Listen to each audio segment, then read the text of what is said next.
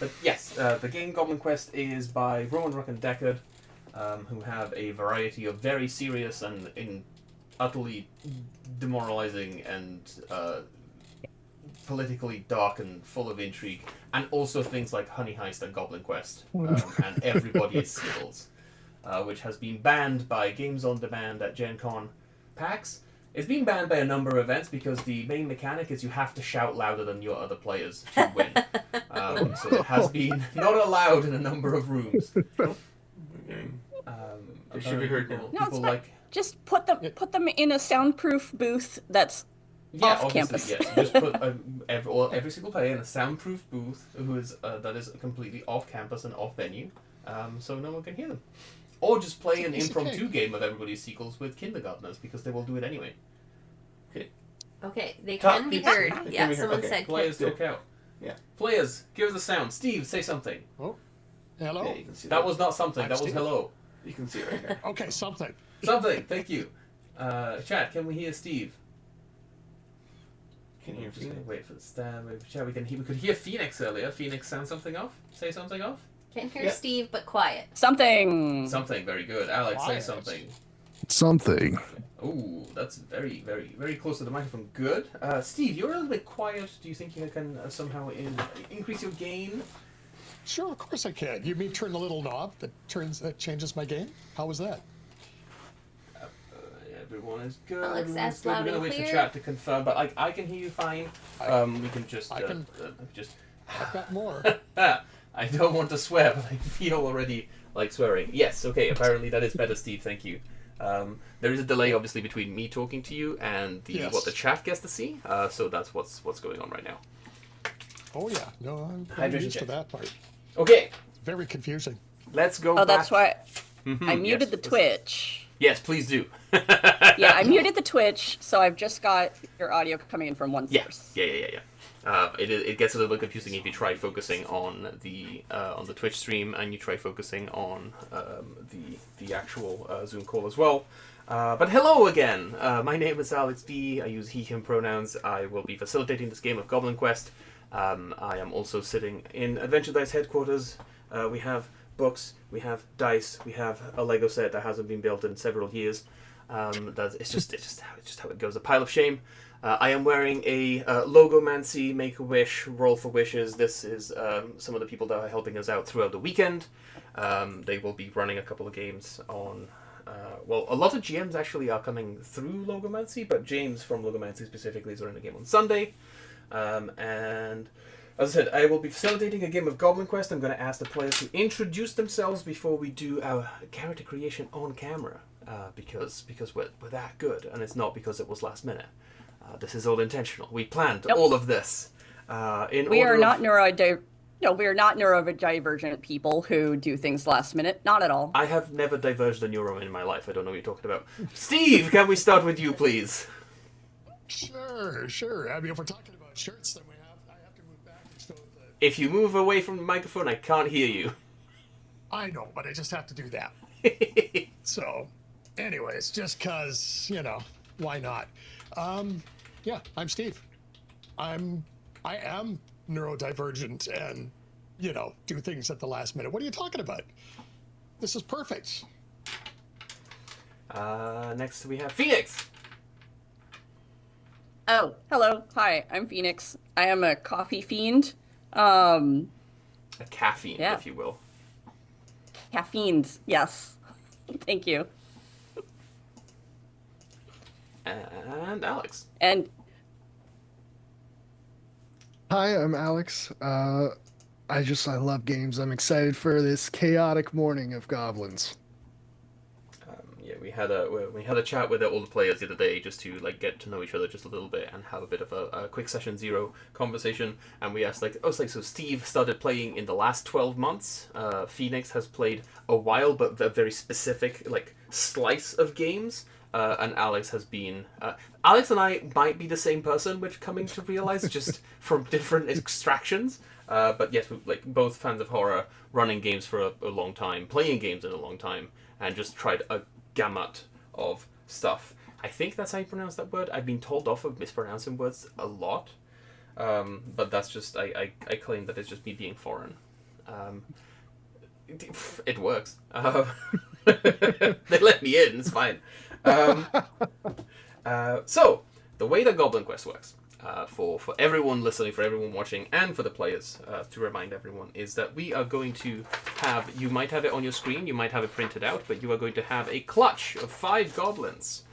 Each goblin will have their own individual name and their own individual defining feature, but all of them together share an honorific, an expertise, a quirk, and a dream, and they all pass around an ancestral heirloom. Now, ancestral in terms of goblins is usually something that was just found in the ditch like half an hour ago. That is, the nature of goblin lifespan is not particularly long, as you will see through the game today. But we are going to make it even shorter by going on a quest. Today we are going on a magic math rock heist, and I'm going to acquire the magic math rock while someone else starts introducing what their goblins might be, might look like, might sound. And we're going to start. I think we'll start with if you want to give us your, if you have thoughts and you have. Ooh, the magic math rock has appeared in front of me. Ha ha ha! Whoa. It is. That's a big. Big. There's so many. It is big. So, and the thing is, like, Shiny. if you consider a goblin of similar size, which my assistant, not my boss, my assistant, today I get to boss them around. This is the size of a goblin. This is the size of the magic math rock that we are stealing. So, yeah, keep that in mind as we go through our heist. Got it. Dice. That's incredible. Diced. Oh, diced is good. I like that a lot. Please don't enable me. No. I have to. It's too good. It's bad already. It's too late. Okay. Let's have everyone. If you already have an idea, if not, that's fine. We can come up with it. If we go through the clutch shared stuff, so the honorific, the expertise, the quirk, and the dream. So these are things that all of 5 of your goblins share. The honorific is what kind of family they belong to, like what they call themselves when they hatched out of the whatever hole in the ground they hatched out of. And I will give you my suggestion for mine. Mine are the tubby tellies, because they are all rotund and they came out of a broken cathode TV that was abandoned in the back alley. So yeah, they are of the tubby tellies is their honorific. What do we have? Heard someone jump in. Ooh, we have. I Yes, go ahead. came up with it this morning, right after I woke up. I was like, aha, I know. I'm going to call my clutch the Dead Kennys. Very good. Oh no. I think you can try to guess the theme here. So one of the characters, his name is Johnny. He's got green spiky hair. Yeah, like if you want to see the picture, I started doodling. Ah, yes, because that is a crucial rule of Goblin Quest. You cannot play your next goblin unless that goblin has at least a doodle on their face. And we have doodles, just very briefly, quickly, on mine, right there. Sorry, Phoenix, continue. Anyway, so yeah, there's Johnny, Spike. Well, it's Spikes, but the S is silent. Jet, Sue, and Kenneth.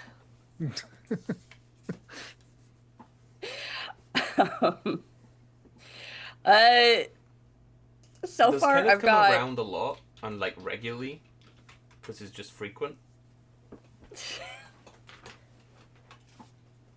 They just can't seem to get rid of him. Can't He's seem just always there. Yeah. He is, and you'll see in the doodle, like, here, I'll show you guys. So, I don't know. Oh, it's gonna blur it out. No! Rude. Okay. Your goblins are too sexy for the stream at this hour. Whoa. Apparently, they're just so rude. They're. I mean, technically, Sue isn't wearing pants, so. Yeah, see, that's the problem. You just need to draw some trousers on her, and then she'll show up on camera. But Kenny is the one over here. He is wearing khakis and a blue shirt with a popped collar, and Mhm, he looks very normal compared to, like, for example, the two on the end here wearing like vests with spiky hair, and Miss Jet with also wearing like a hodgepodge put together. Like this is all stuff that they put together they found in the trash. They just so this is kind of like their expertise is like they're good at breaking things and then rebuilding it. So they can take junk and stitch it back together in true punk fashion. Very good. Right to repair. Yeah. Nice. What is so their expertise is breaking things and putting them back together? Is it mostly breaking things, or is it mostly the putting them back together? It depends on the goblin. Some of them are better at other things than the others. Very good. Like, for example, Johnny and Spike's better at breaking things. Jet and Sue better at fixing things. Very good. Very good. And then Kenneth. Yeah, we He's don't just- ask about Kenneth. No, we don't talk know. about Kenneth. But is that their actual expertise? Like is that their shared expertise? Yes, That that's is their shared. going to be their that's their shared expertise. Break it, rebuild it. Nice. Alex, let's find out the honorific for your clutch of goblins. Grime Gorgers. Yes. So it's just about eating trash, and that is their entire expertise. Is they'll eat anything. Their notable mark is every single one of them giant mouths, absolutely unreal mouths, twice the size of normal goblins. I did Which draw is only everything. like this big. Yeah. Oh, so small.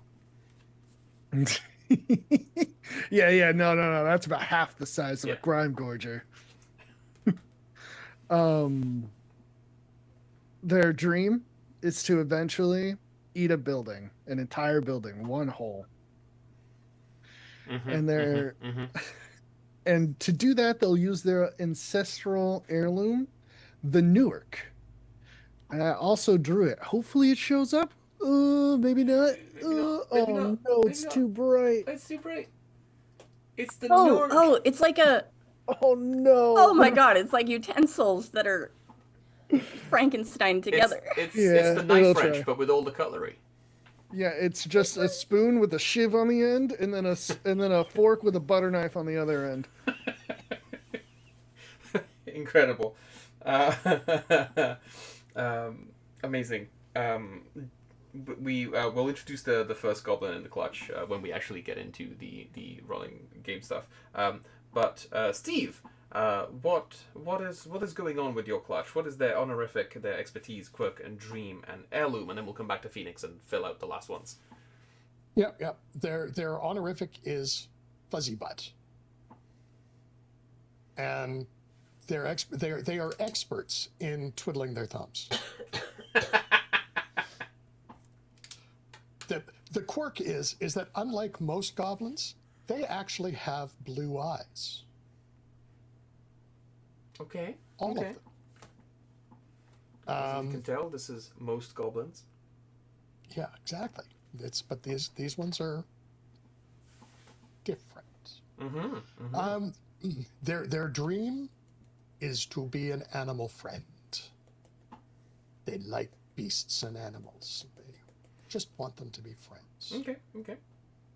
And what is their ancestral heirloom? Their ancestral heirloom is the strap of riding, which is totally not a 3-foot double-sided Velcro strip that they found in the bin. But it really helps them bright animals and beasts and friends. Especially with the fuzzy butts. Yeah. Oh, I see.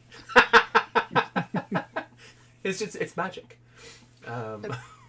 It's magic. They just put it on things and then they just get stuck to it and it works. Incredible. Exactly. Incredible. Phoenix, before And we I come back to you. totally did not come up with that at 11:30 last night.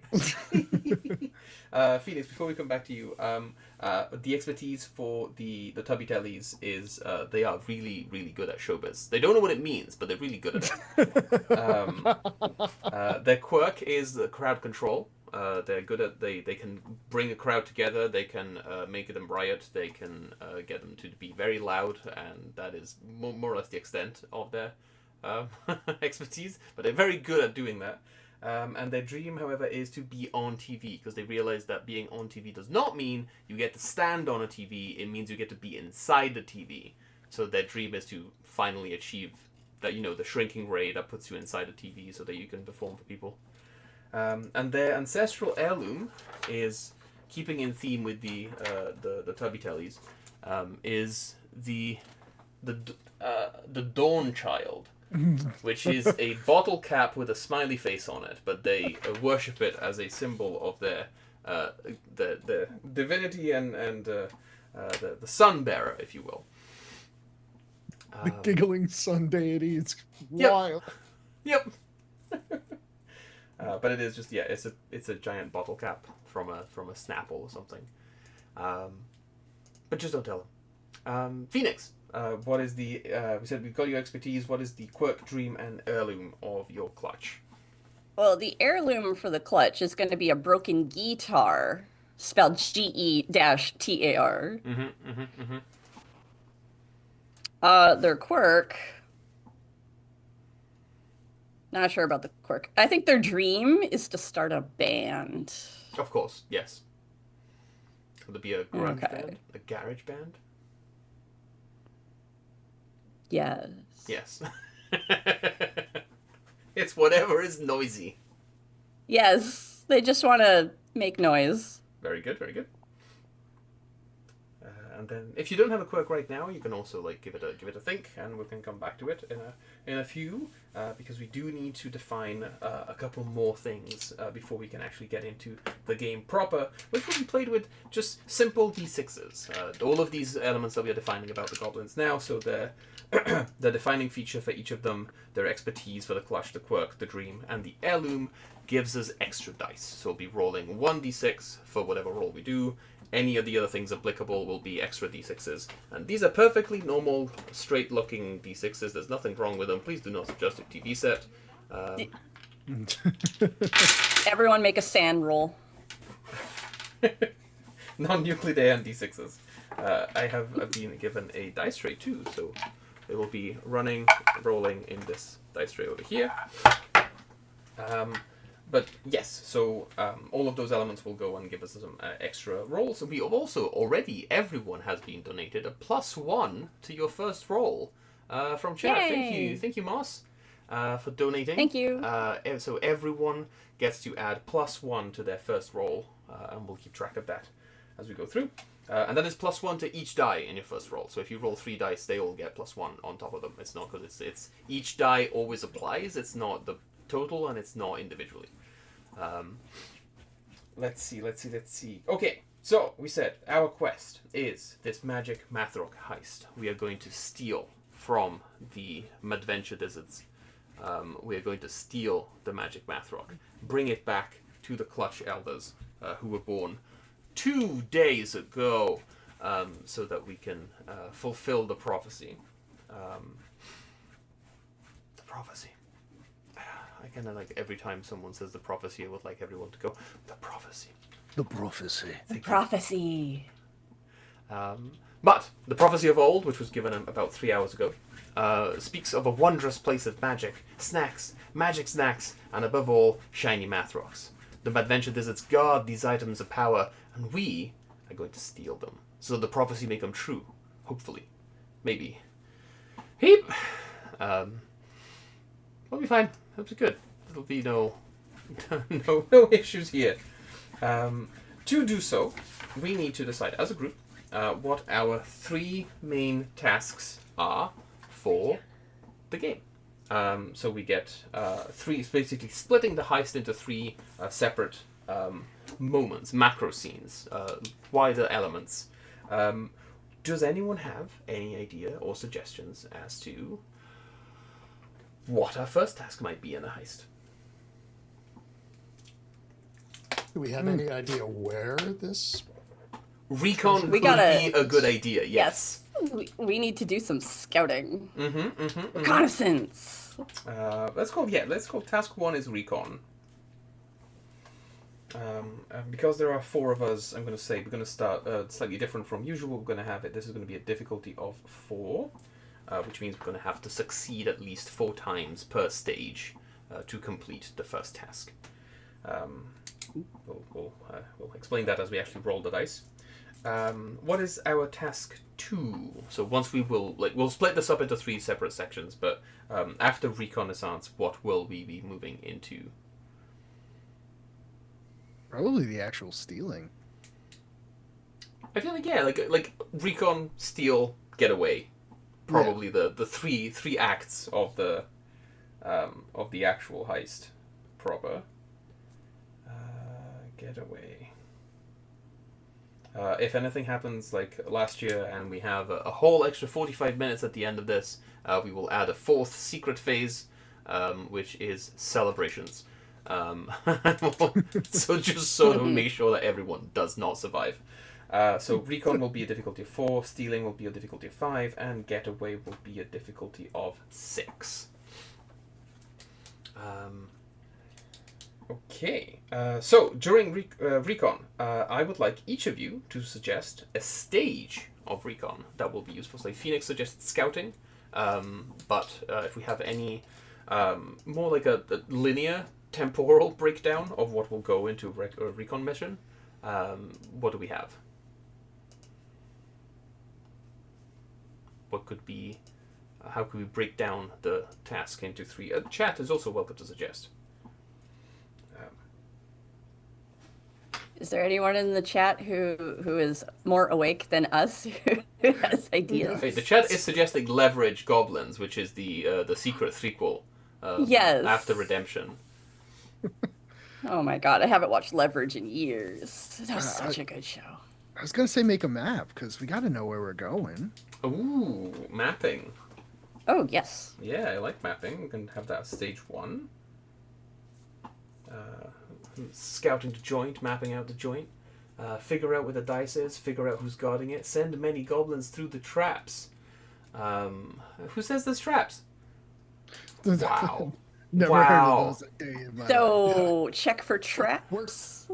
We're goblins. We don't need traps. They're just there. Even if there aren't any. We'll make them happen. We only have 2 HP. So mapping out, figure out where the dice is and figure out who's guarding it. Yeah, I feel like mapping and what's it called? Like security on. Yeah. So security. Security. Colonel. I think we know what you mean by secure. Like it's figuring out who. Yeah, figuring out what's traps, blocking guards, like anything that is protecting the dice. Just wandering around blindly is apparently one of the chat suggestions. Yep. Yep. Mapping I like security. that one. I guess I was thinking infiltration, but I feel like that's probably stage 1 of a second task. Is the infiltration. Yeah. So mapping, security, and wandering around blindly. Is that a third task? Well, we got to. Well, I mean, part of it is. I mean, probably before we do the security, we actually have to get to the thing. So maybe it should be like mapping, getting to the where target is, and then the security part. Ooh, so like mapping approach security. Yeah. Yeah.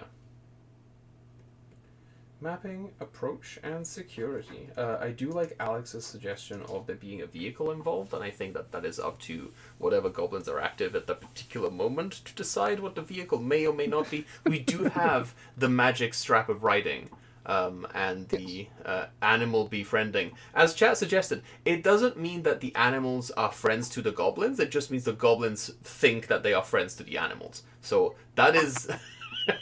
Exactly. I'm expecting to lose at least 2 goblins out of attempting to ride. and then ride a chicken.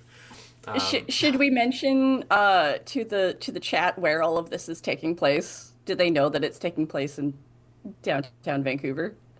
I mean, they do now. So yes, we are playing in a alternate universe. Which I'm is just thinking though of that time there was a bear that got to Mhm. downtown Vancouver Mhm, and they had to mhm. like trank it and airlift it. So I'm just thinking like if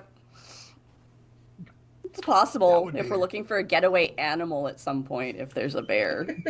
Well, But in our getaway task, we can absolutely include the. Yeah. Well, okay, so we have the whole of the stealing task, which needs 3 stages, and then we'll get to the getaway task with 3 stages. But I am thinking, like, locate the getaway vehicle / animal might be an issue, because if it was an animal and we left it just outside the building on the first one, they might have wandered off by the time we finished and get Yeah. back to it. Oh, I know. I'm jumping ahead to like the Yeah. task We would 3. jumping ahead again. Secure We getaway. never diverged the neuron in our lives. That's fine. So we have So in stealing, infiltration is probably stage 1 of stealing. Infiltration, I can spell. What are our stage 2 and stage 3 of the actual stealing? So we have mapped out the joint, we have approached the location, we have figured out how to get through and past security. We have now made it into the place, into the location, into the Madventure Dizzards HQ. What is our second stage of stealing the shiny math rock? we have to disable the alarm. Ooh, yes. So disabling alarm, disabling so we figured out security. We just have to disable all the security. Yeah, I think the original security was probably more trying, like, how we get into the place, Yeah. as opposed to, Yeah, I Yeah, think what we yeah. call it like alarm traps and so on. Yeah. Alex, you had a distractions. Yeah. Oh no, I was gonna say yeah, like one of them would just be knowing guard rotations, and then the other one would be actually handling them. Yes. I like that. What would be in that case stage 3? I suppose is the dice. Yep. Stage 3, get dice. Stage 4. Stage 5. Profit. Exactly. Yeah. The dice is our stage 3. Then getaway. So we said stage 1. Relocate the getaway vehicle. Yeah. I just realized that my pen is very loud. Getaway I can't hear it. vehicle. What is stage 2 and stage 3? Alex, I'm going to get a suggestion from you. Ooh. I'm going to put you on the spot. Locate elders, because we have to know where they are if we're gonna deliver it.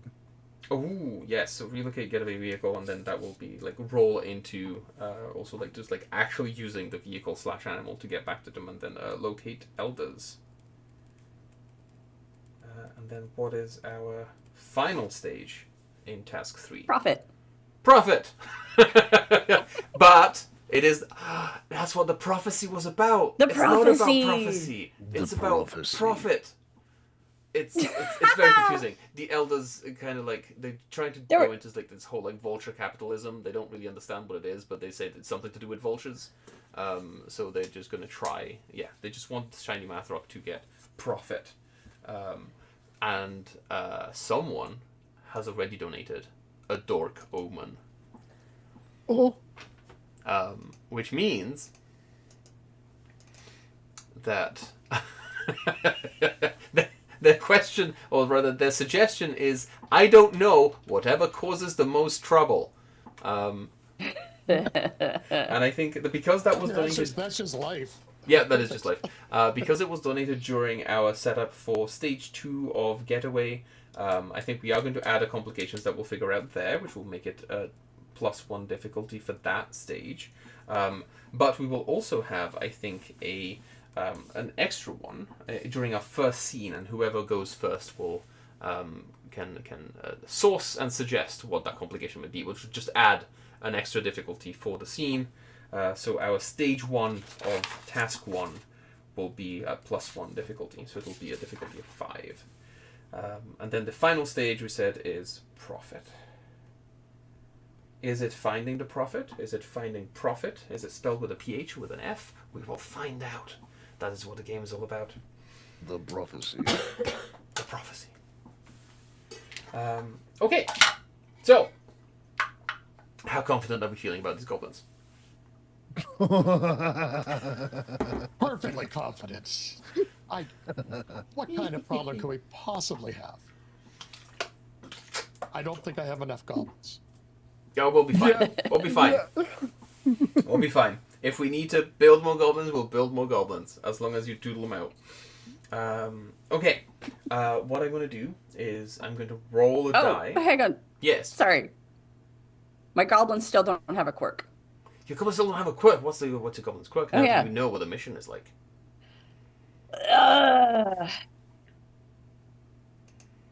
I have nothing. Well, no, I have a couple ideas. The problem is, some of my ideas are like, I'm not that skilled as a person to pull that off. I was thinking my quirk could be like, they break into rock songs every now and again. See, that's Yeah. good.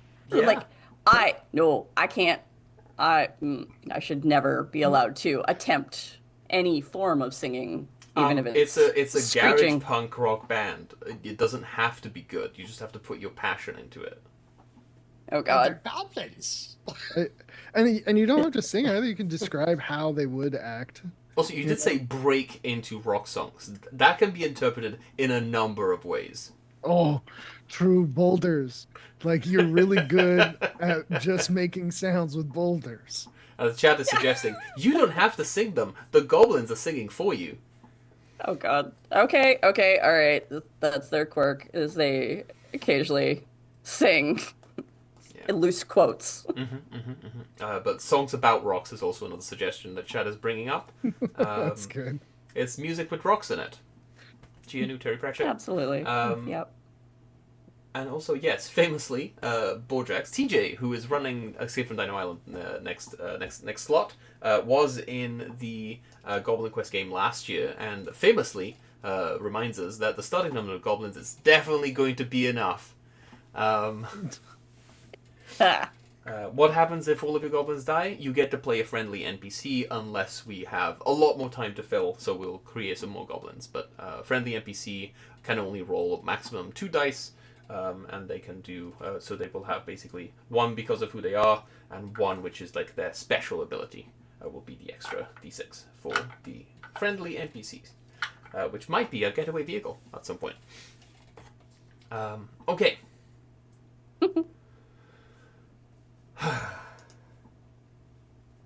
It is a rainy day in the rainy city. The buildings are tall, and buildings are even taller because we are goblins. We know that somewhere around here we have been told that the prophecy. The prophecy. The prophecy. The prophecy says that the Madventure Dizzards are hiding their objects of power, their items of power. We have been shown what the items of power might look like. That looks nice. I'll tell you what. It's pretty tight. It's pretty tight. And as we erupt like a nest of spiders erupting out of the little egg, just like everyone bursting out of a little sack. Our first goblins will be in charge of actually finding out which of these many, and very, very, very tall buildings is the one that is hiding the Madventure Dizzards, which is the headquarters. Definitely not the Dungeon Depot, which was acquired a secondary dungeon during an adventure yesterday. Which of these buildings is the one that hosts and houses the shiny Mathrocks of the prophecy? The prophecy. The prophecy. It's that one. Everyone going, which one is it? Which one is it? Which one is it? That one. It's the big green one. It's the one with a shining beacon on it. It has a spotlight, and it has a neon sign that says Madventure Dizzards on it. That's it. That's fine. I'm sure. Steve, would you like to introduce your first goblin, who is currently pointing at this giant building, and tell us what it is that you're doing? So, Jenk is like, this is it. That's it. That's got to be it. I know this is it. And Jenk's quirk or defining feature is that he talks too much. You know, it's like, there, I know it. He's got no idea, but it's the confidence level is massive. The confidence is not a defining feature, but it may as well be. Yeah. Yeah. So Jenk is pointing at this large building with, again, like the spotlight as a new hand touches the beacon, as chat suggests. No. But how is Jenk going to help us map out this building that he has confidently identified as being the correct one? Now we'll find out if that is true. But Jenk is very confident about this. And what is Jenk doing? They give us a description, like what does Jenk look like, and what is Jenk doing? Jenk is just, he's a little bit, darker green than some of his clutch mates. He has his defining blue eyes because, or this quirk, because they all have that. So, whether that's a trustworthy feature to the other goblins, don't know. Other than that, he's, he has his traditional fuzzy butt. None of his clutch wears pants. Of course. It would get in the way of the fuzzies. Correct. This is the whole point. And other than that, he's got like he's looking around for clothes because he just popped out of the things and he didn't pop out dressed, so it's just like. Other than that, he has very few scars because he's freshly born. He's got a good 10-15 minutes before he starts having identifying marks. He hasn't fallen over once yet. Exactly. Okay, so what is Jenk, this perfectly normal, perfectly average goblin with piercing blue eyes, which apparently Chad doesn't like. They can't trust a goblin with blue eyes. You just can't trust them. Can't trust them. I don't disagree. As the creator, I also disagree, yes. So how is Jenk helping us mapping this building? Other than like pointing at it? Well, he's like, it's like, what? If that's there. So how do we get to it? Where's the door? Does anyone see a door? That's good. I am not going to call on people. Feel free to jump in at any time. If there is like a lull, then I will just like either jump in myself or call upon some of you. But feel free to jump in at any time and describe things. And then the actual rolling will happen when we realize that it is a point where we need some kind of decision to be made. But Alex, was that Was that you jumping in with what's your first goblin? My first goblin is Fingy. Let's see if it'll show up. No, kind of, sort of, sometimes. That's so many Look earrings. at all those piercings. His defining feature is that he chewed off his pinky fingers because he heard that goblins taste really good to a bunch of animals, so he has to try it himself. He just took a chomp, liked it, but was unsure, so I had to get another one. Chomp. Now it's scientific. Yeah. For science. Fingy will come up like, hey, like, I don't know about this door thing, but, like, if we just watch this guy over here, he's got to go in at some point, right? Like, let's just watch this guy. Pointing at? He's pointing at a guard that is just kind of going back and forth across. It's probably automated. It probably just moves back and forth, but either way, at some point, it has to go inside. Somebody has to go inside. Okay. Phoenix, is your goblin around these other two, or is your goblin trying to do something completely different with this?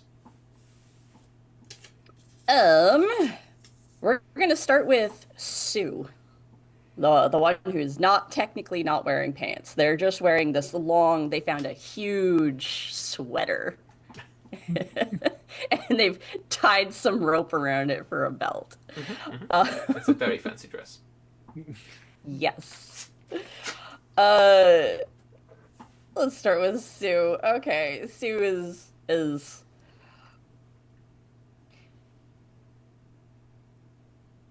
You know what? Maybe. Oh, yeah. What if we follow this guy? Sue is gonna start following behind the guard, like shadowing, like right behind, trying to be sneaky. Obviously, we just said that the god might be automated, and it's just like a thing that's just doing like backwards and Oh, forwards. yeah, but Sue backwards doesn't and know forwards. that. So has Sue is no just like idea. Sue's chasing just- behind this thing, moving backwards and forwards, Yes, backwards just and going forwards. backwards and forth. I feel like this is probably our first roll to see how well you can keep. You just established that you have a long t-shirt that is kind of a dress that might get in the way of your feet, and you might stumble into yourself as you're trying to keep up with this automated guard going backwards and forwards. So this is a difficulty. So the difficulty doesn't matter. We just need 5 successes to complete this one stage of the task.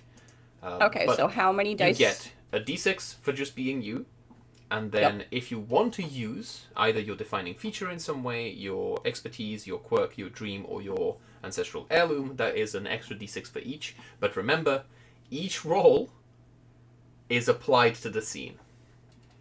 So you could take an injury and succeed and make it worse for someone else at the same time if you get 3 different results. So the more dice, the more results, and they all apply. Okay. Well, I think Sue's defining feature is that they are probably the most likable in the class. Okay.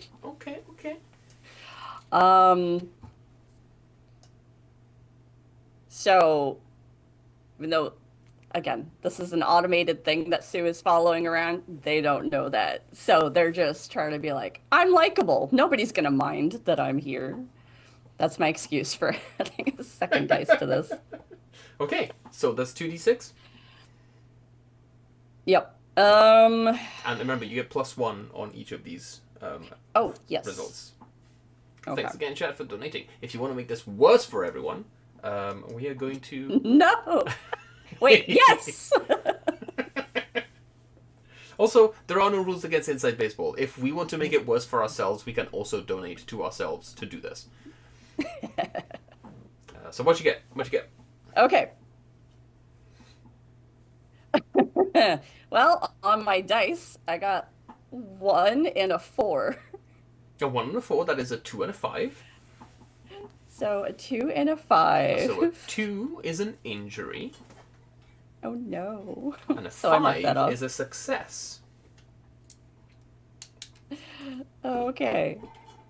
Meaning that So we is- take the total difficulty of the of this task, of the stage, goes down by 1, which means that this one is going to be from 5 goes down to 4. But how does Sue injure themselves, and how does Sue somehow manage to make us progress through scouting out the location? Okay, so this definitely because of the incredibly long sweater, Sue trips over it, but when they trip over it, they take a tumble and they end up smack dab in front of a door. Oh, I actually heard that one. Oh. The door. The door. The door. Ah, you were right. That's got to be it. That is. Guys, I found a door. Hang on. Wait, Hang on. what? Hang on. What are we? Apparently, Oh, does the chat have something for us? there is a chat or something. Could you please check for me what the prophecy foretold does again? Because I forgot to write it down for myself. Oh, The prophecy. The prophecy. The Here we go. prophecy.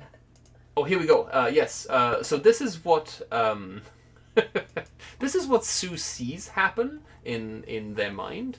However, Chad has just donated to Phoenix specifically. The prophecy is reshaping reality in such a way that you re-roll all of your dice and add an extra one, because Oh, you now those results don't exist anymore. You now roll 3 dice, Oh.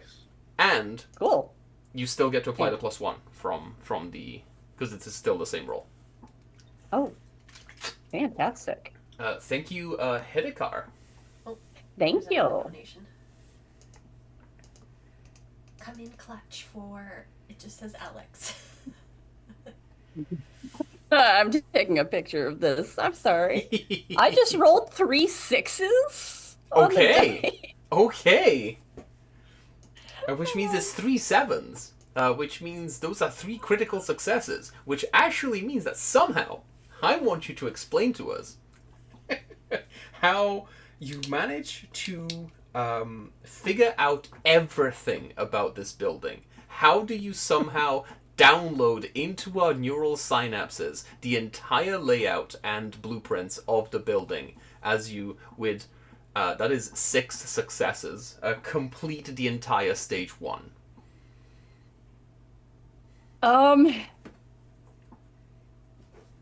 Oh, heck.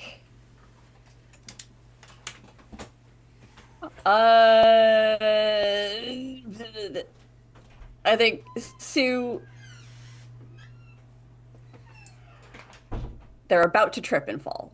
And as they're falling, like, the prophecy happens. They can see it in their head.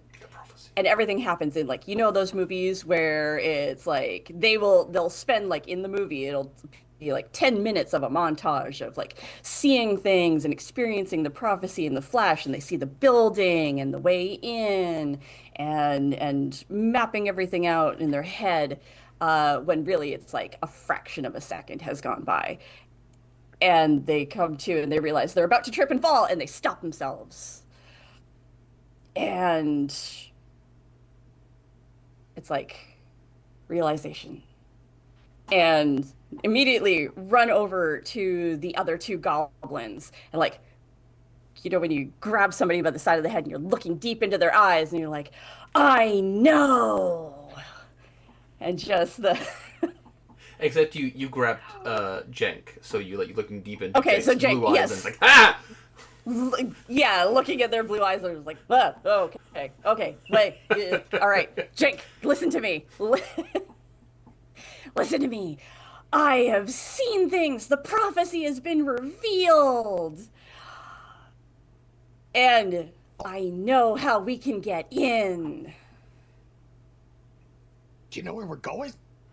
I know where we're going. I have seen it. We're on the right track. The prophecy wants us to do this. The prophecy. The prophecy. The prophecy. I like this. Excellent.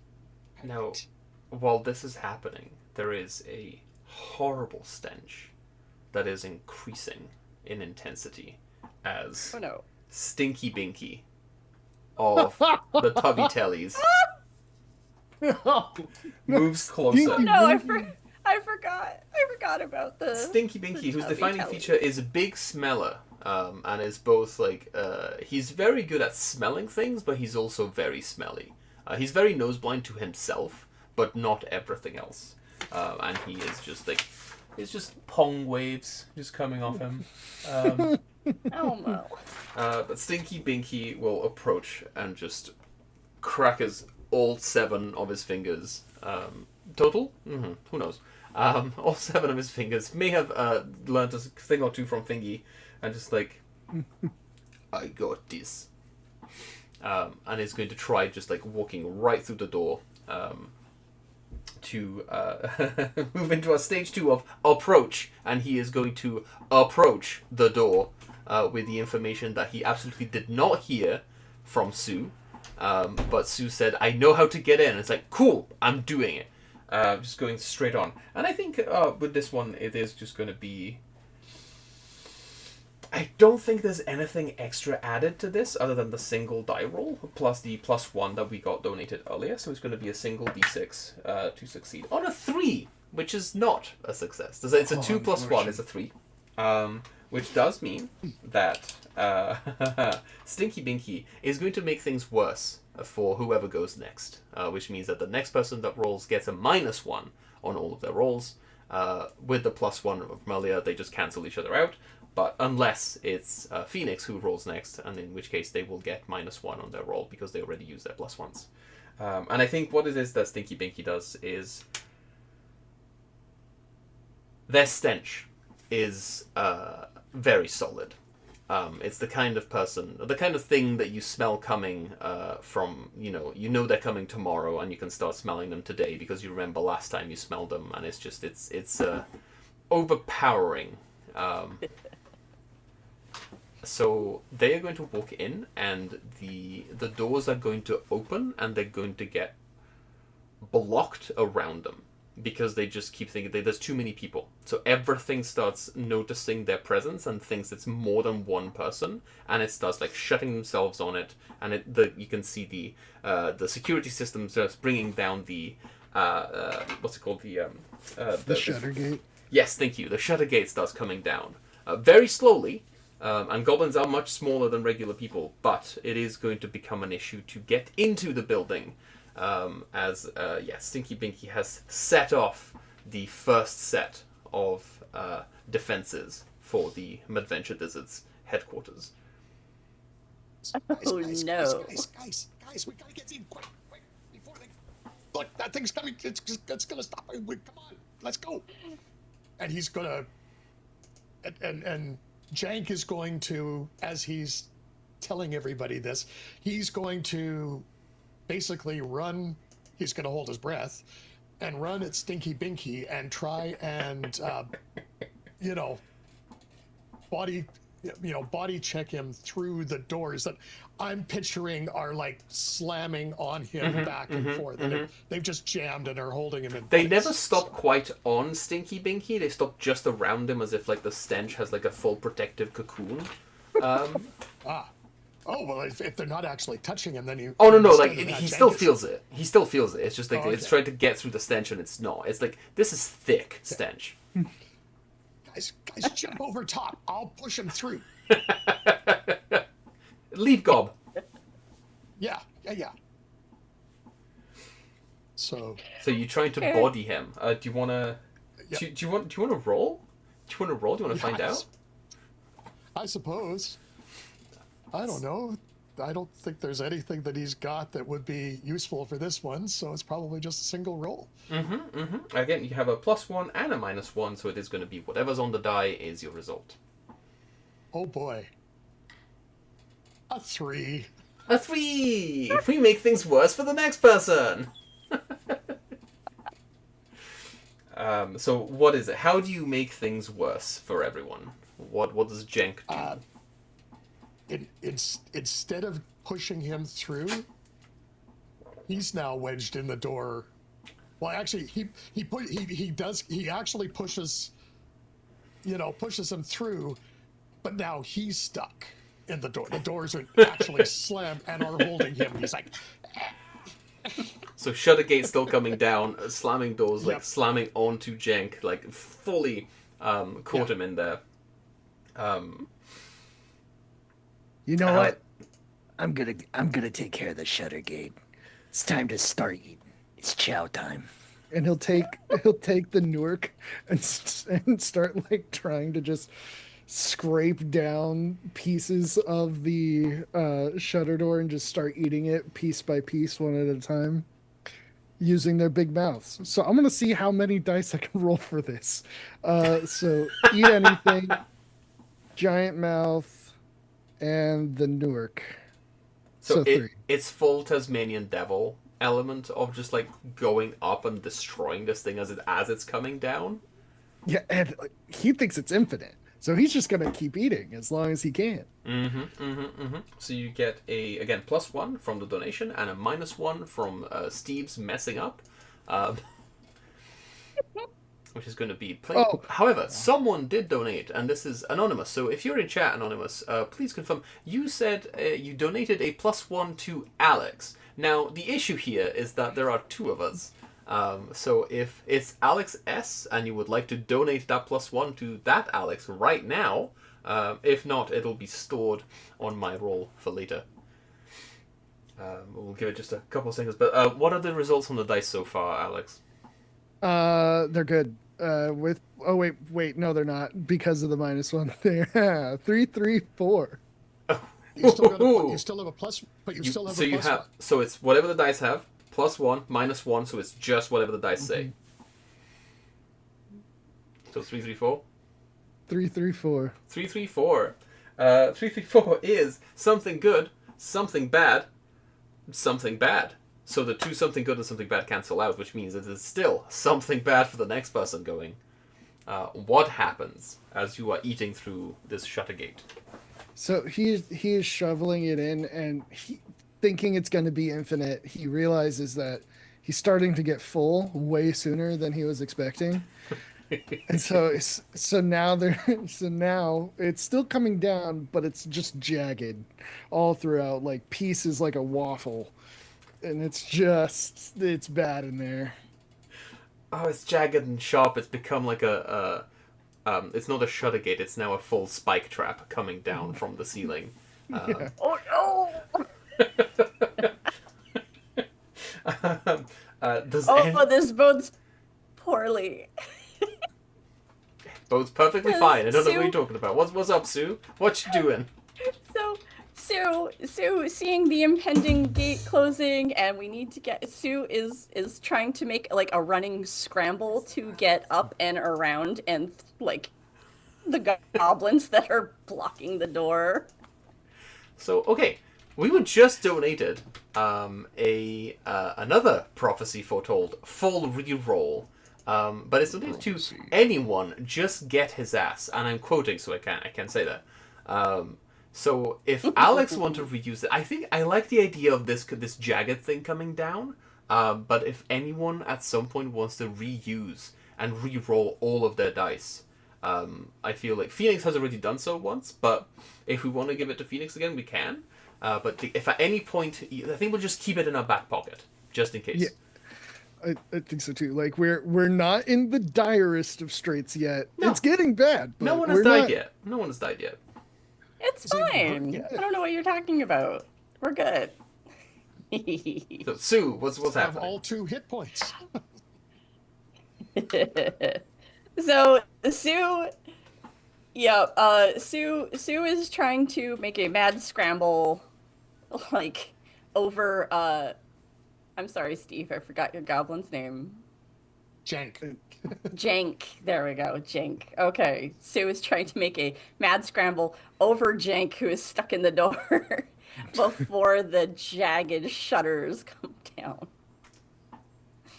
Just climbing right over him. He's stuck in the door. So it's we fine. had Stinky Binky, bodied, Jenks trapped in the door, Fingy biting onto this thing that's coming down, and Sue just like ramming into Jenk to try pushing him out of the door and see if a third goblin gets trying stuck. to climb over. Jenk. Okay, yes, Yeah. no, screw Jenk. Let's Sue's screw not, over. Sue's not trying to shove it out of the way. Just climb over. Goblin. Jenk can deal with this. He's a big lad. Also, his eyes are weird. Yep.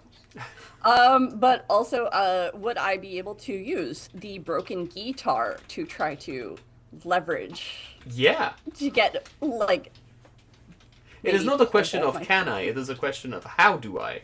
Okay, how do I? Yeah, trying to use the broken guitar, either to like pole vault, like use the neck of the Yes. the broken guitar to Yes. pole vault over Steve. So, that will be.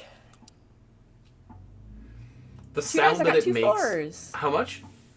2 4s.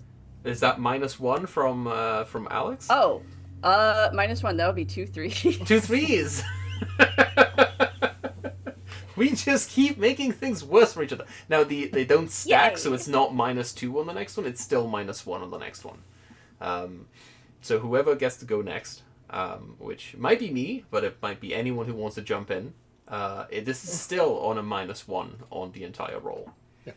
Well, Jank is like grabbing the strap of riding, and he's going, I think I can use this for something different.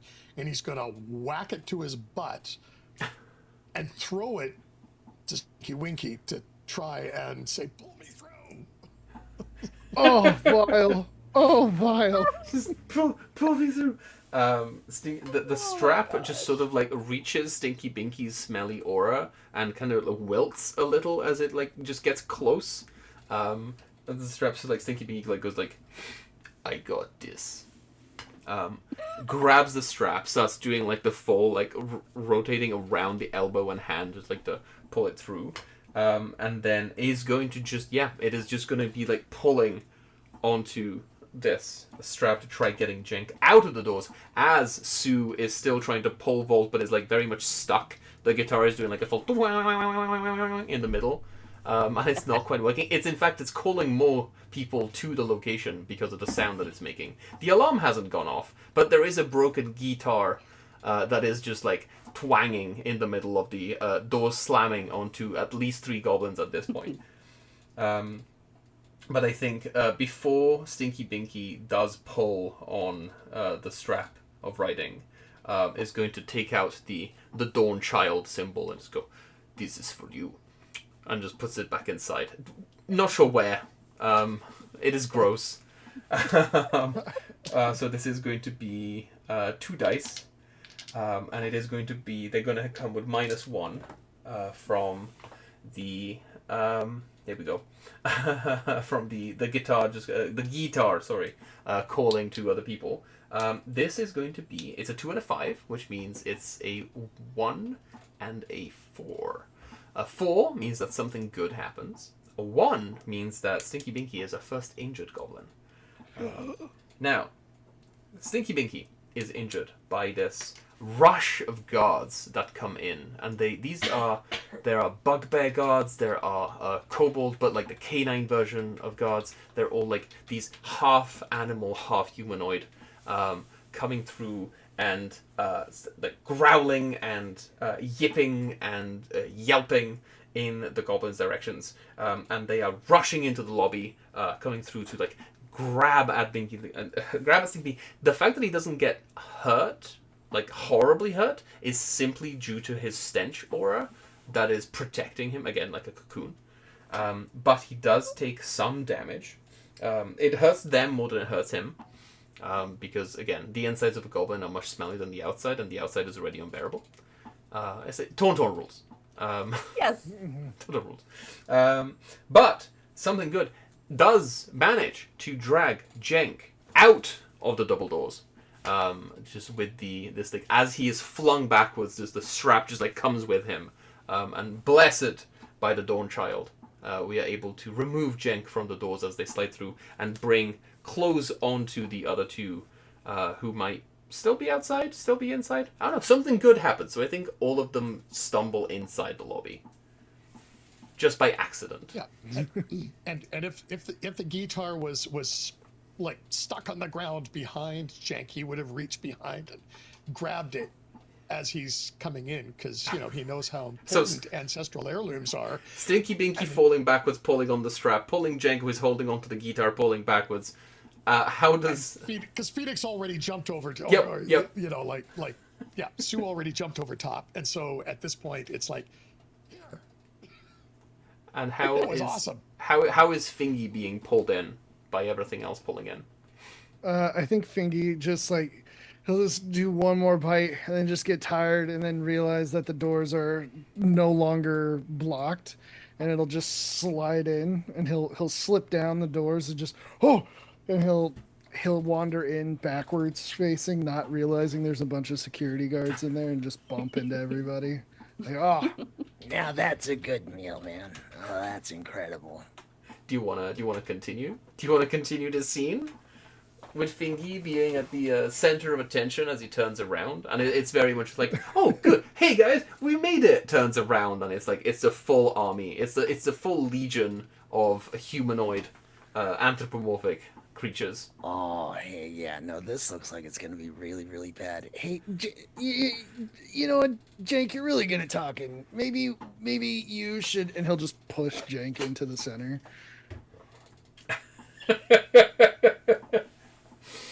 I just talk a lot. It's like, what do you mean? Hi guys. Are we? boy, that door. You guys need to get that door looked at because that was scary. Yeah. Like what was? Boy, it's defective.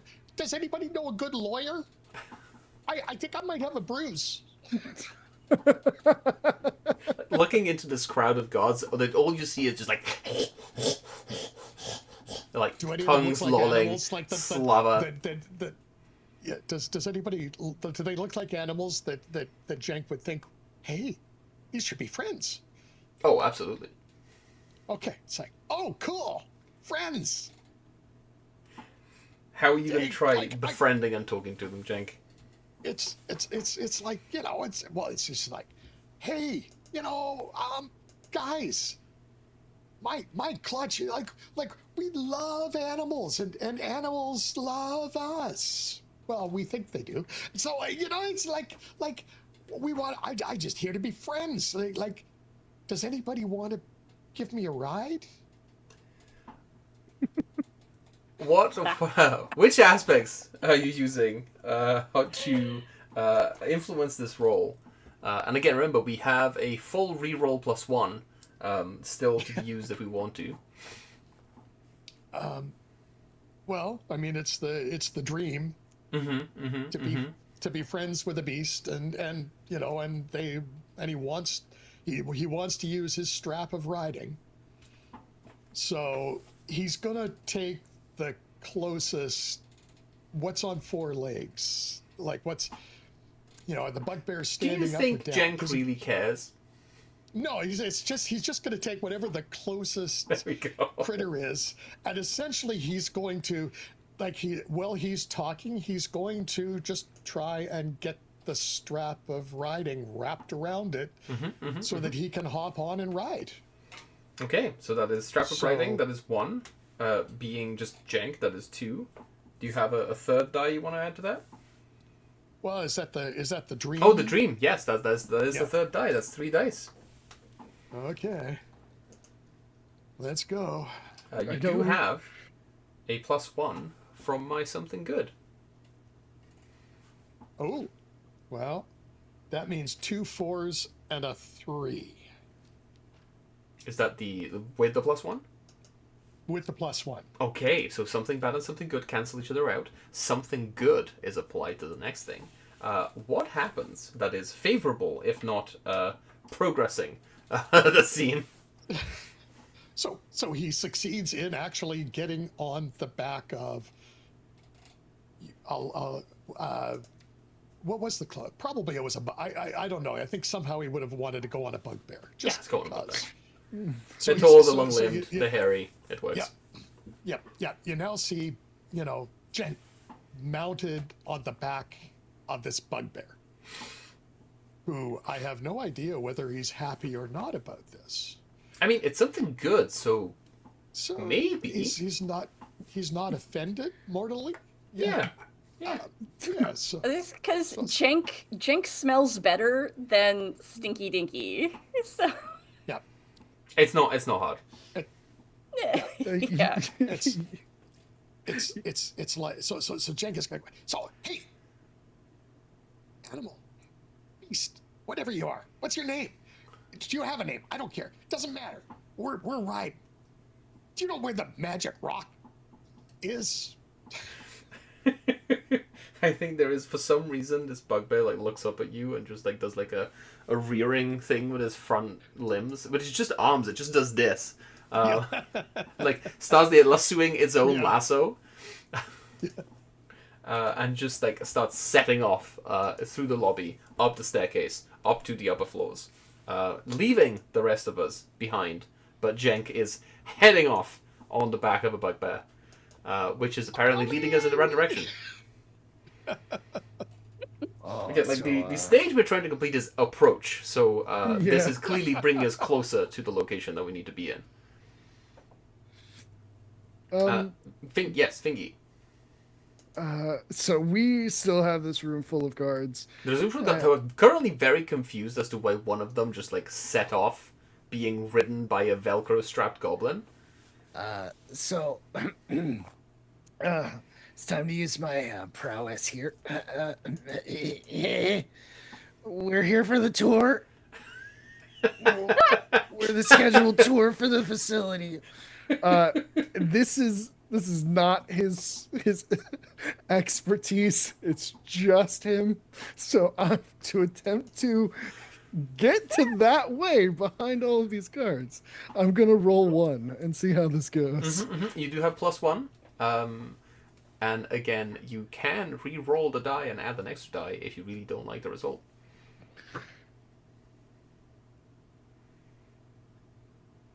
All right. It's okay. I'm gonna save that for a bigger moment than this. I rolled a 1, and knowing that this is not his expertise, one of the guards will just go like, "Stop talking," punch right in the teeth. Oh no!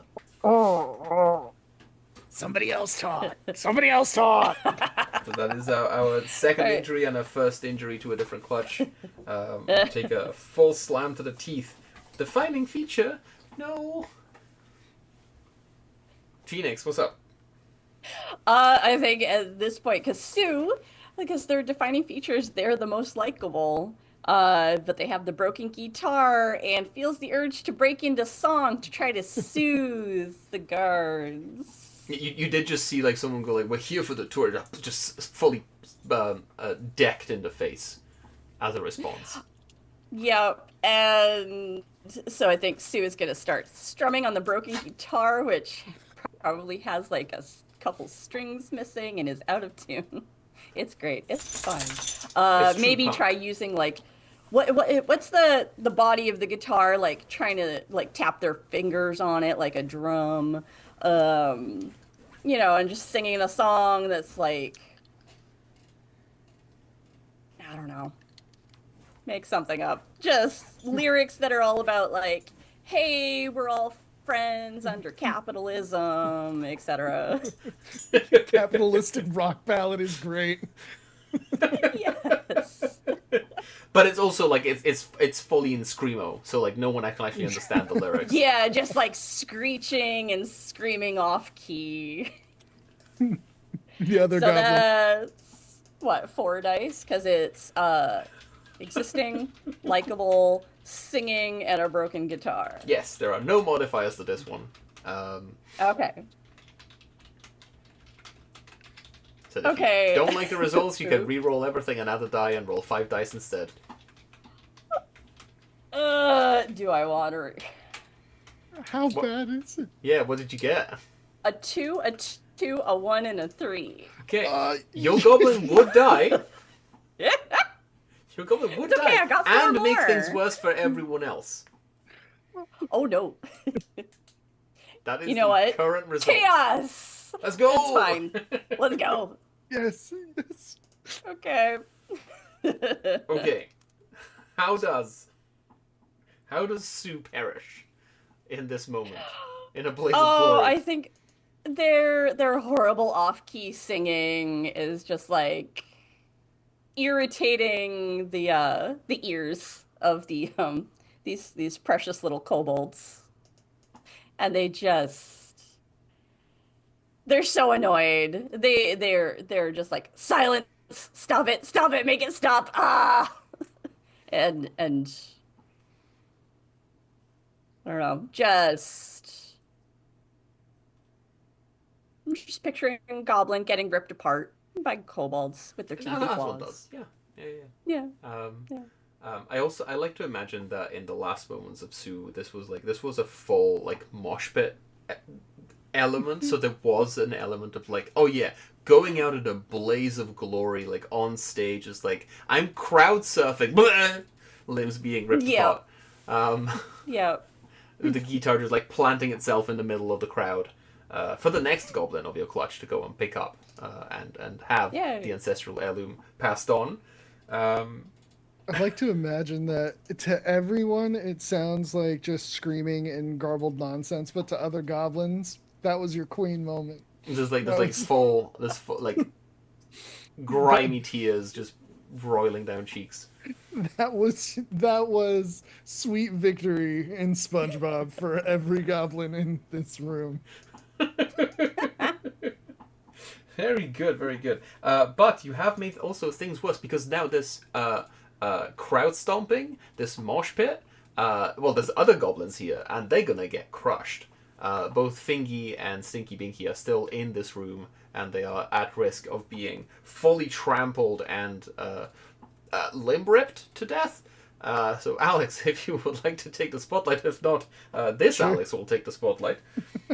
Yeah, now that I've successfully angered the kobold. Yeah, Seeing that Jank there is still like just rushing off. Like we have not seen Jank in a while.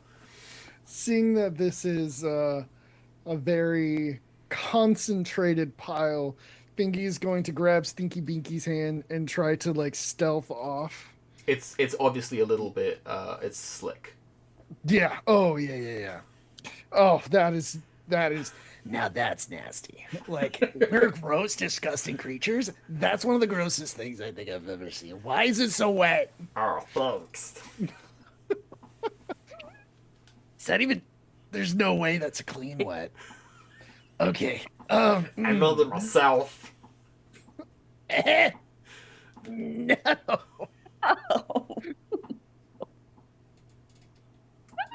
we're gonna try to stealth away.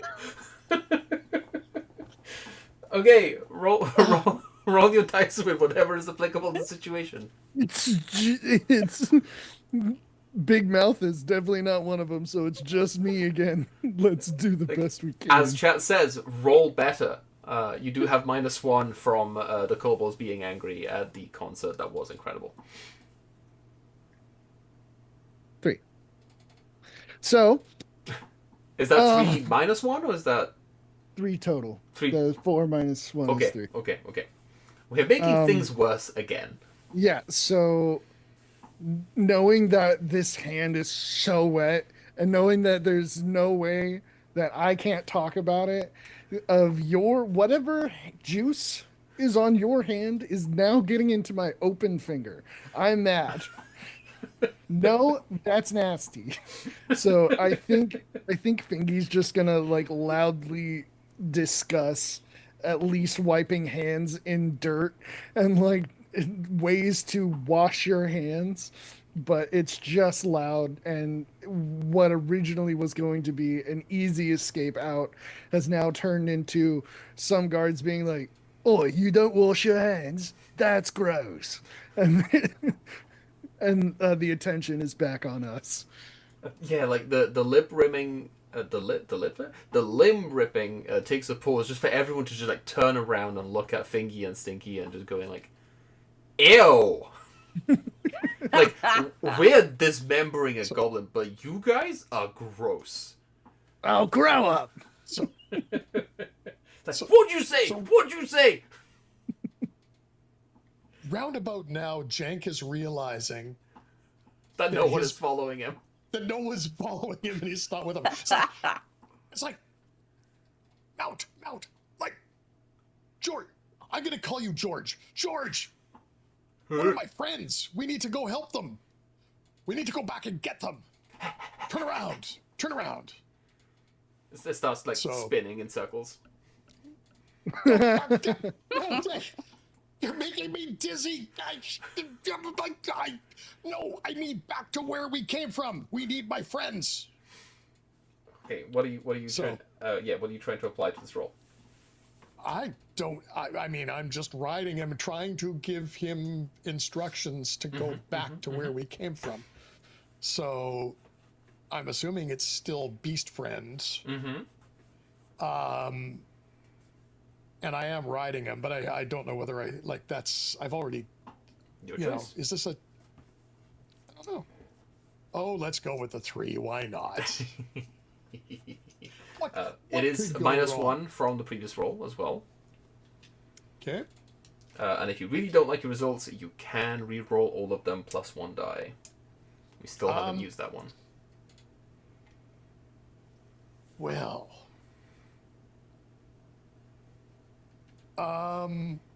Yeah. See, I've got. What do we get? Well, I rolled a 6 and 2 3s, which translates to a 5 and 2 2s.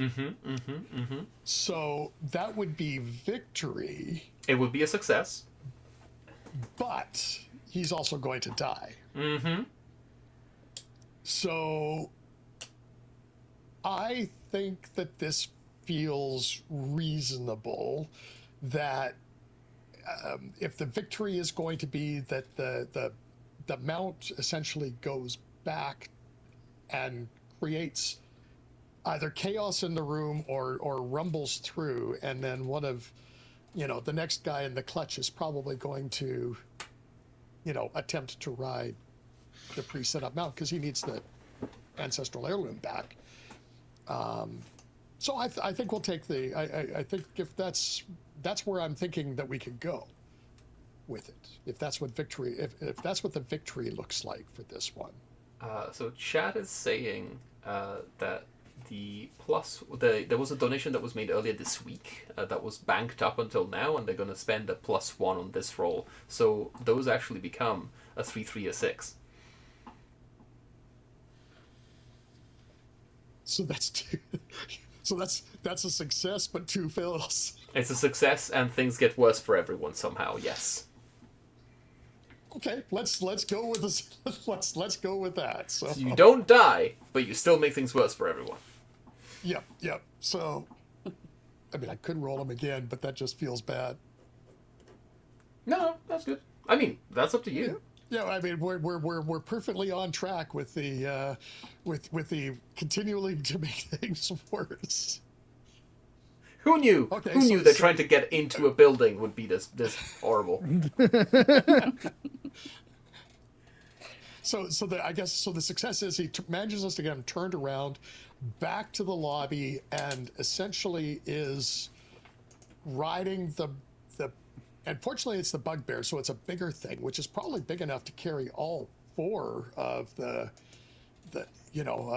goblins, and it's going to be the attempting to grab them and swing them up onto the mount to ride away.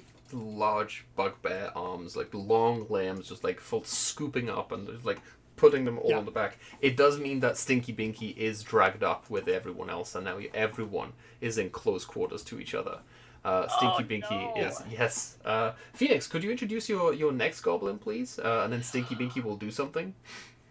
Okay, I think my next goblin is going to be Spikes, but the S is silent. It's a Spike.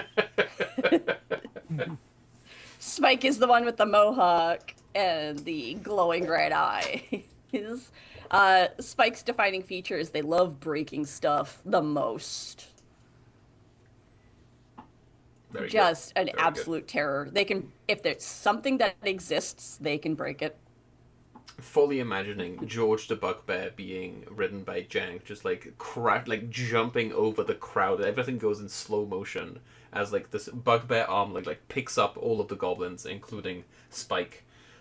Spike grabbing the guitar from the ground and just wrenching it out of the ground and just shoving it back on his back. And it's just this full flow over everyone just turns to luck.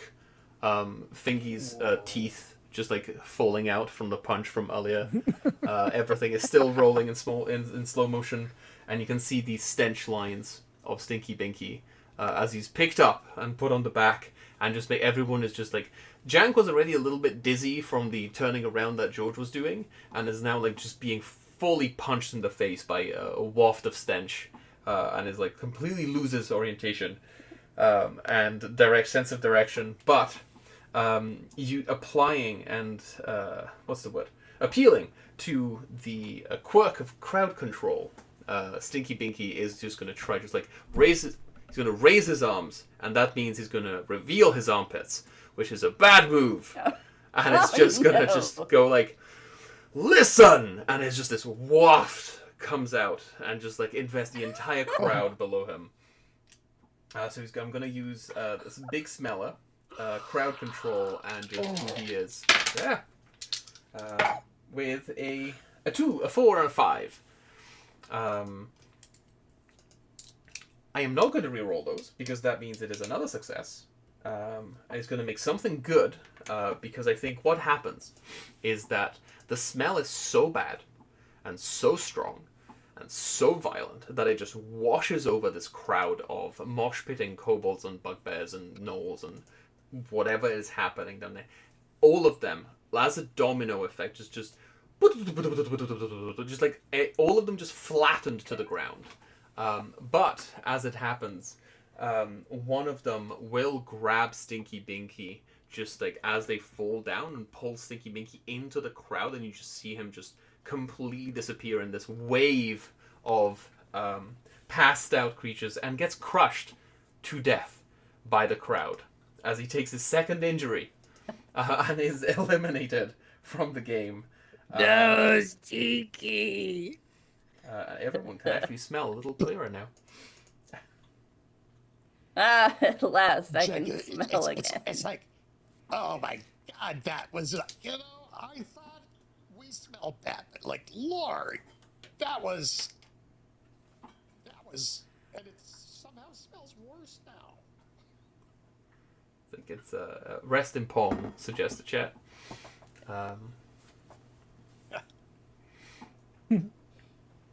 But that will bring us to back to the three of you, and eventually we'll have the next one of mine come in. On the back of George the Bugbear, still triumphing over the crowd of passed out guards in the lobby, ready to head to wherever next we need to go. We have 2 more successes to go to complete the stage, and then we can move into the security stage of task 1. So Awesome. I'm So- also picturing though spikes, but the S is silent. You have to say the whole thing, yes. Yes. It is now trying to stand on the bugbear and strum the guitar a la Mad Max It's Doof! as they are riding through the. Yep. that's so sick. Is that your action? Is that what you want to do? Yes, that's You my just action. play the guitar? So, let's see. To help So, soothe the animal to get this vehicle in check. You do have a +1 from my 4 earlier. Perfect. All right. So, broken guitar existing. Singing. So, 6, a 4, and a 2. And then I got +1 to each of those. Yes, you do. So 3, 5, and still 6. 3, 5, and 7. Because a 7 3, 5, is 7. 2 successes. Anything above a 6 is 2 successes. Which means Ooh. successes. the dead Kennys are just coming in clutch. They keep clearing stages for us. Yay. Okay, so describe how you reach the better location for us while you are inspiring everyone with your guitar playing, but also making it worse somehow. But also making it worse.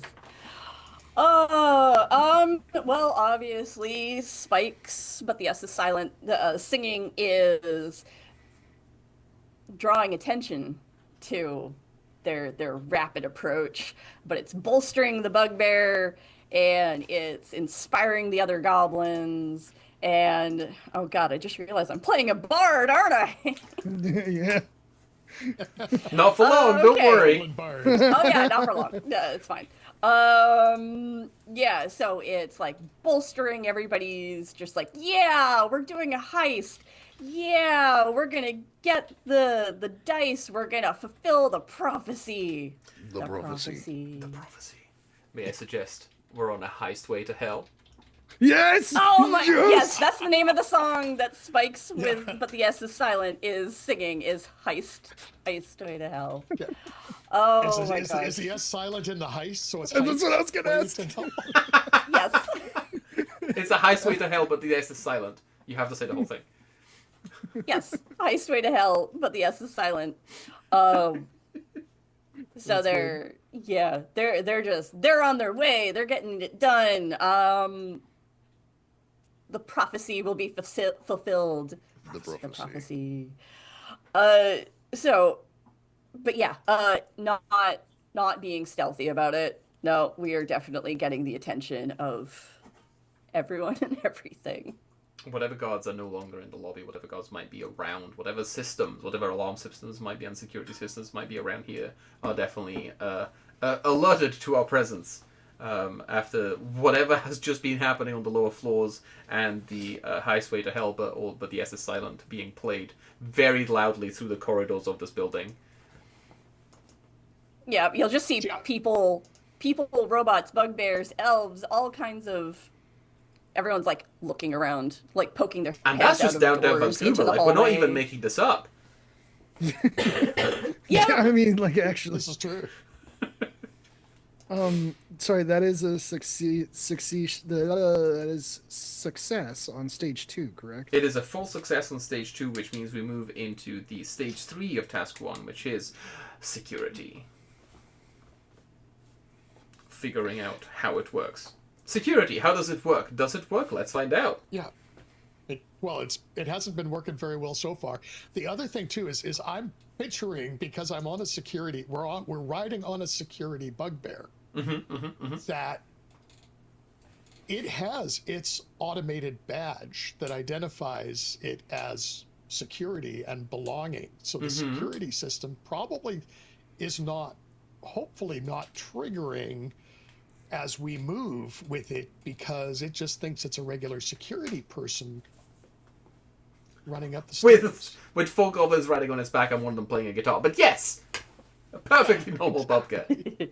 Totally normal things. So the automated systems aren't picking it up, but the people system, the live people are noticing. Is where I'm kind of going.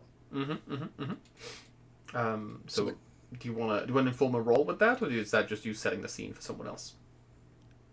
I think that was just setting the scene for somebody else. I mean, well, I guess the other thing too is at this point, Jank is going to go, okay, we've got everybody back to the, George, we need to get back to the shiny rock room tour thing. Shiny rocks, George. We need shiny rocks. George. So, take us to the shiny rock room.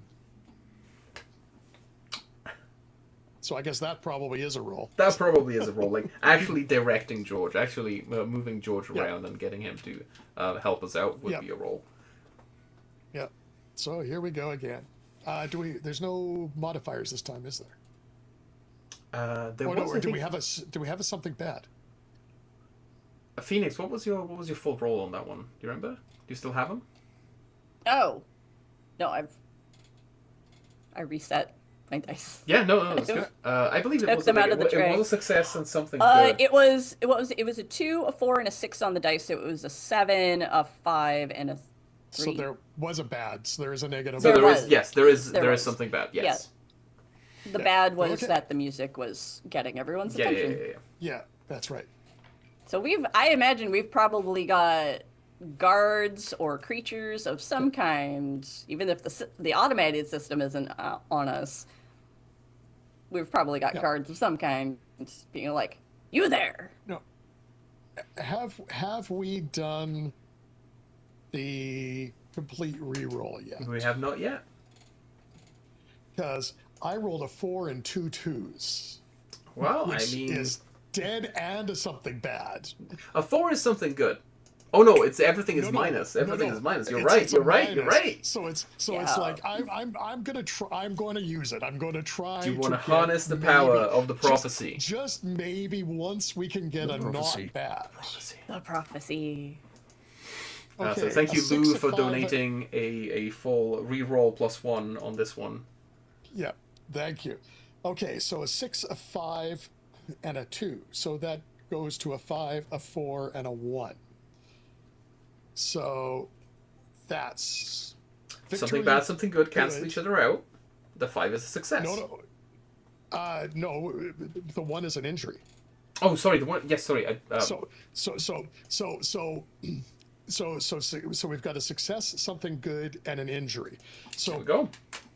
As George gallops into the stairs with us on it, Shank is still dizzy from all of the spinning around and the stench and stuff. And so he kind of slips on the thing and smacks his head on the door jamb as we go barreling through, and he now is a minor concussion. I think this is the moment when Dropsy of the Tubby Tellies just appears from off screen and just like hands you a bandage. You see Dropsy is covered in bandages across his head. They have like a scar on one cheek. They have like a really black eye. They have like a sling that isn't really holding their arm, but they have bandages around their wrists. All of their fingers are completely covered in band-aids and plasters, and there's like a cast on their leg. Dropsy is the clumsy one of the clutch. So far we have Stinky Binky and Dropsy. You can spot the theme there. I tried really hard to make them fit. But Dropsy is the clumsy one of the Tubby Tellies, and it's just like, here you go. I carry spares. It is obviously used. It is not a clean one. But it's just like trying to apply a band-aid to your concussion. So I'm imagining a Hello Kitty Band-Aid that is. Oh yeah. The Hello Kitty has like angry Band-Aid. eyes drawn onto it. Yeah, stuck on. Oh, that feels better. Thank you. Well, that's strange. It shouldn't. But yay! I think it's okay. I've got this. I am going to help George get into the room that we... And just falls over as in the middle of speaking. Just drops something that they weren't even holding to begin with. Just a full tray of wine glasses. just everything falls down. Just like leans against the wall and the wall crumbles underneath it.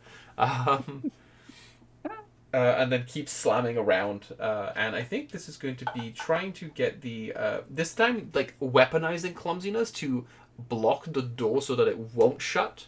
So that the security gates on this one won't close and give enough time for everyone to get through. So it is going to be... actually, is going to operate as a distraction. Because yes is going to do the thing for the doors, but using the dream of being on TV is going to do so by staring directly at the camera, the security camera, so that all attention is devoted to this one tiny goblin covered in bandages. So that is going to be 3 dice on this one. And we have Steve. You had something good. Yes. Yep. That is a 1, a 3, and a 3, which is with something good is a 2, a 4, and a 4, and it makes sense that Dropsy would get injured by the doors slamming into them specifically, but it does create something good because it creates a distraction for everyone to sneak through and sneak past. As yes, the camera, you see one camera starts focusing, and then another camera starts turning around and focusing on Dropsy. And all focus is now on Dropsy, who is just being slammed by the doors again. It's like, ow, ow, ow, ow. Yeah, I got this one. Poor Dropsy. So I'm just above the table. I'm assuming that we're actually now into task 2 stage. Oh no! We're still on stage 3 of recon. How many successes did we need? Because I had You had a success. We have 2 successes left to go. Was there a +1 on that last one? There was not a +1 on that last one. No. Oh, it was just a full reroll from from mine. Yeah. Okay. So we have 2 successes left to go on stage. Oh, right. So, because I had a success on that one. Yeah. Okay. Well, actually, I had a 5 and a 6. I had a 5 and a 6. Oh, 5 and 6. That is 1 success left to go then. Oh no. Yeah. Oh no. Sorry, that was it was a -1, wasn't it? That's why we've got something good. Yeah. Oh, I can't remember. Now I don't. Yes. So it's only 1 6. Yeah, it's only Hey, 1 chat, success, we're doing and it live. Yeah. Hey! Hey! We're not confused.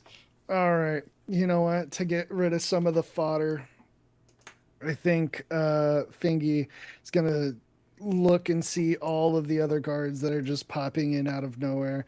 Let's go. All right, George. It's time to throw. And George will just throw him like a baseball fastball right down the middle at some guards. Fingy is going to equip his the Newark and just start going to town, munching on some of these guards to get rid of some of the security in this area. So Guard munching. That is another 3. Using his giant mouth to start mawing on these other humanoid creatures. It's full cabin in the woods tooth fairy. It's the full grinding multiple layers of teeth just going down onto people. So what do we get? What do we got? And it's something bad, right? The 3 is something bad, yeah. Oh, incredible. I got a 0, a 1, and a 2.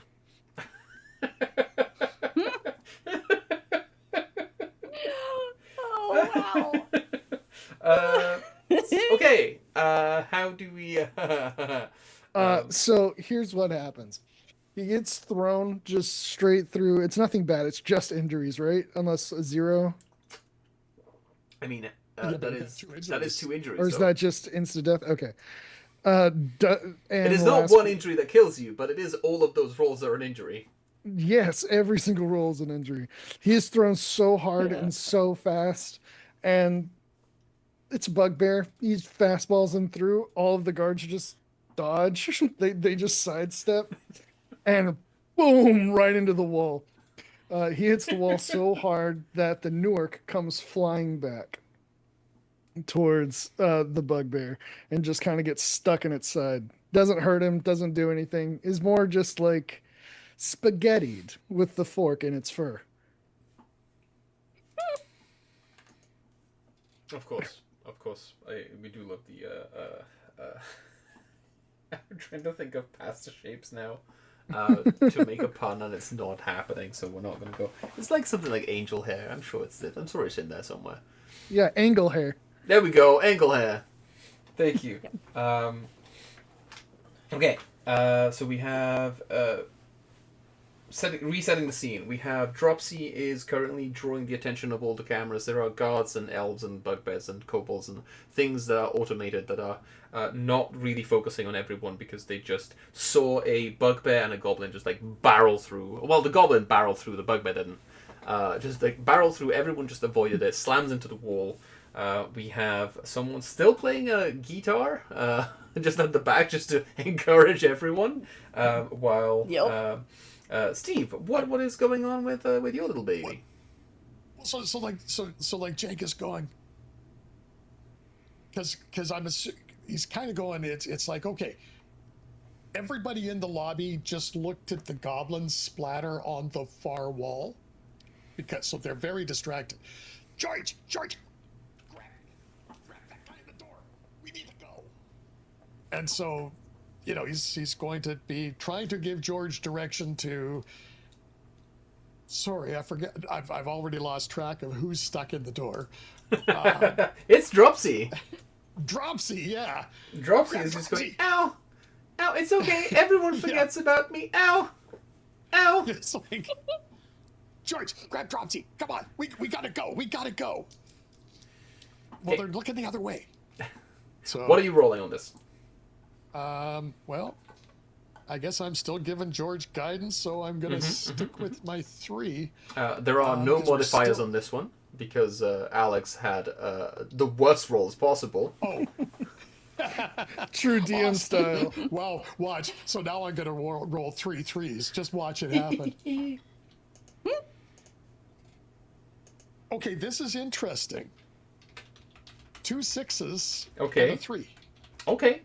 So that will clear our stage, which also clears our task, because it'll be the final success needed to complete task 1, recon, which is, a stealth mission. See, this is the goblin way. This right here is the goblin way. See, well, the important thing is that everyone, all the goblins think they've been stealthy. Like it's just like, this is perfect. We're in. Yeah. Go. No one is paying attention to the George. loot. Everyone is paying attention to us. Yeah, exactly. They'll never We're- see us this is gonna coming. be this is a piece of cake. But this will bring us into task 2, which is stealing. Stealing, which is subdivided, as we set up earlier, into infiltration, alarm traps and whatnots, and the dice as our final stage. The difficulty for each of these ones is 5, except for the dice, which is a difficulty of 6, with a complications that we threw in as we set up the whole thing. If you want to make it easier or harder for us to actually get through things, please donate in chat. You can give a +1 to any roll for players. You can get a re-roll to all dice. You can get an additional complication introduced, or a full re-roll with an addition of an extra die, or we can go into Turbo Goblin rolling mode, which means that if we roll a 1, it's an instant death. If we roll a 6, there's 2 successes, and everything else remains the same. It's just a little bit faster, a little bit meaner, a little bit greener, a little bit more Goblin. But with that, I think we can smash cut. We can smash cut into out of this location, all of the goblins retrieved, on the back of George. Maybe we find ourselves again as we say goodbye to George. Yes, Steve. Phoenix is locked on mute, and we're probably getting very close to bio break time.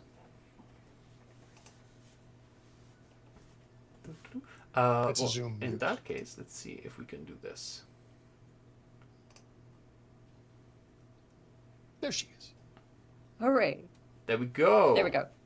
Sorry. My keyboard, I've been told, is very, very loud because it sits so close to the microphone, so I muted it while I typed. And then it won't let you unmute after that. And then it wouldn't let me unmute. Okay, I think what we might Sorry. do in that case, because we are close to, it is 10 to 11, it's been almost 2 hours, and that has been it has brought down the energy just enough for us to go on a quick break. If everyone is okay with taking a quick break, we'll be back in, take 10 minutes? Yeah. 10 minutes? We can do 10, 15, but we'll be Whatever you back. guys need. We'll be back on the hour, and then we'll just ask for like a thumbs up in chat so we can get everyone through, and we will switch to Andrea on the other side, and I will still be in the video, but then I will remove myself from the video as I also take a break, because someone hasn't had breakfast yet, and that someone is me. But yes, I will make sure I find the right things that I need to switch off. And we will transition over to Andrea. Test. There we go. If I could have everyone to unmute and sound out, just to make sure that we have the audio yet running again. properly. Hello. More insanity? Meow. Chat, can you please confirm that you can hear all of our players? Because I can see that I am going through. I cannot see if they are also going through in the stream. Amazing! Excellent. We can hear all of you. Fantastic. Terrific. Although, hang There is on. a cat. What if- We demand cat tax. Phoenix, please raise Sherlock for us to see. Oh, yeah, trying to. He's very grumpy if I try to. There we go. Also, yes, I have both of my children with me. One is on the back of the chair, There's one. and the other one is in the lap. Oh, Okay, see, it's so cute. see, now I'm feeling hard done by that. I don't have a cat. It's like this is Suddenly going, this where is did this sad. cat come from? This is my cat right now. We're gonna go with this one.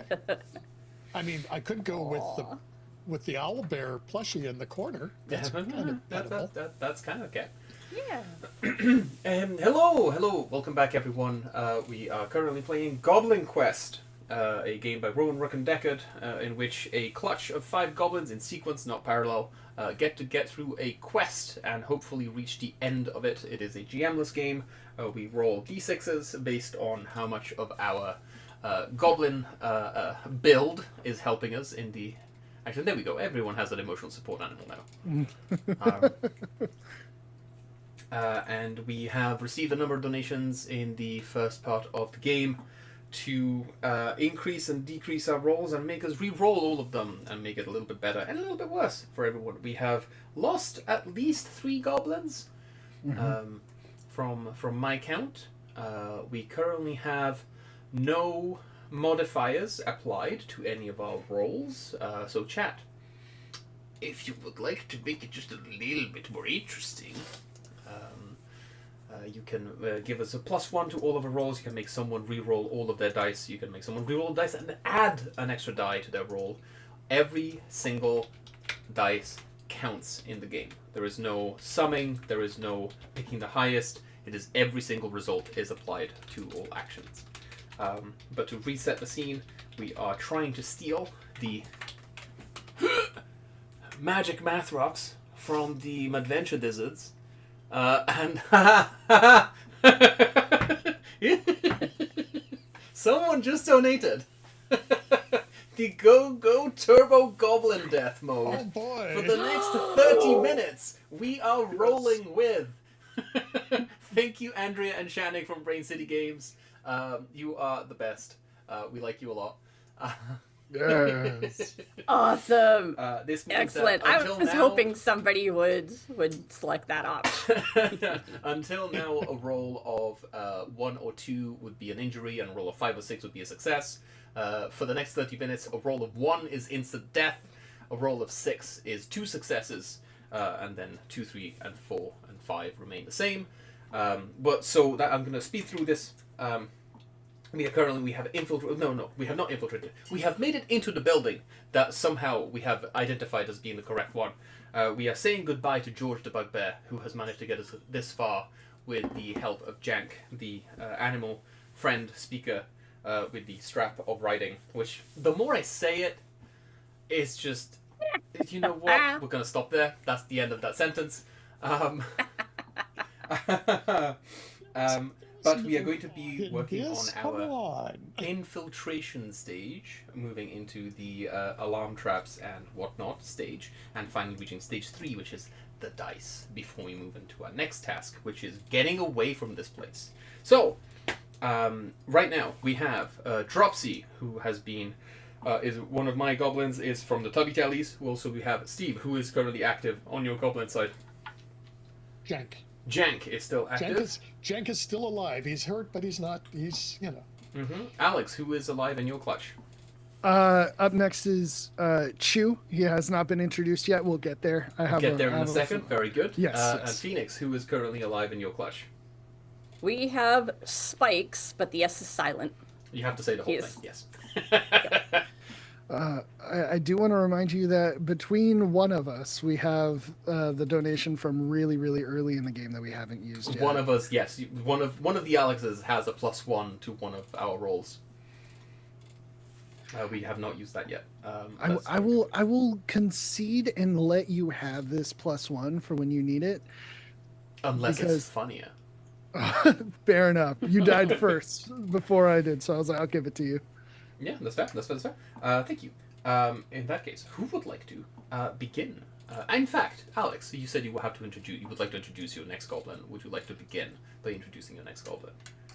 Yes. So, busting in through the window, just one of the side windows, by cutting in with his teeth a circle out, like one of the spy movies where they just etch it out, just with teeth, comes Chew.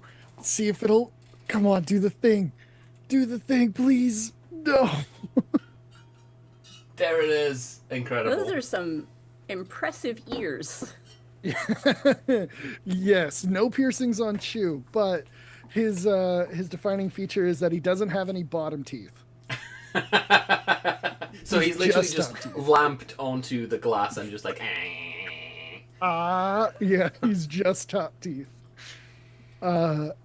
and he sees the ever glorious the Newark, and will unattach it from the bugbear. You know what? Because we're playing in Go-Go Turbo Goblin Death Mode, I think we may have to ask you to roll to retrieve the Nurk. Oh from yeah, the you know bugbear. what? That's fair. It is. I did say it was very spaghettied in. It's angled hair. It is angle hair, yes. Um. And that's what we call a callback. I think he's just gonna try to do it just himself. He's not gonna use anything special about him. I mean, it is the Newark, so I think the Newark being involved will give The him a Nurk would second one. grant you the ability to retrieve itself. Yes, it just needs to be dislodged.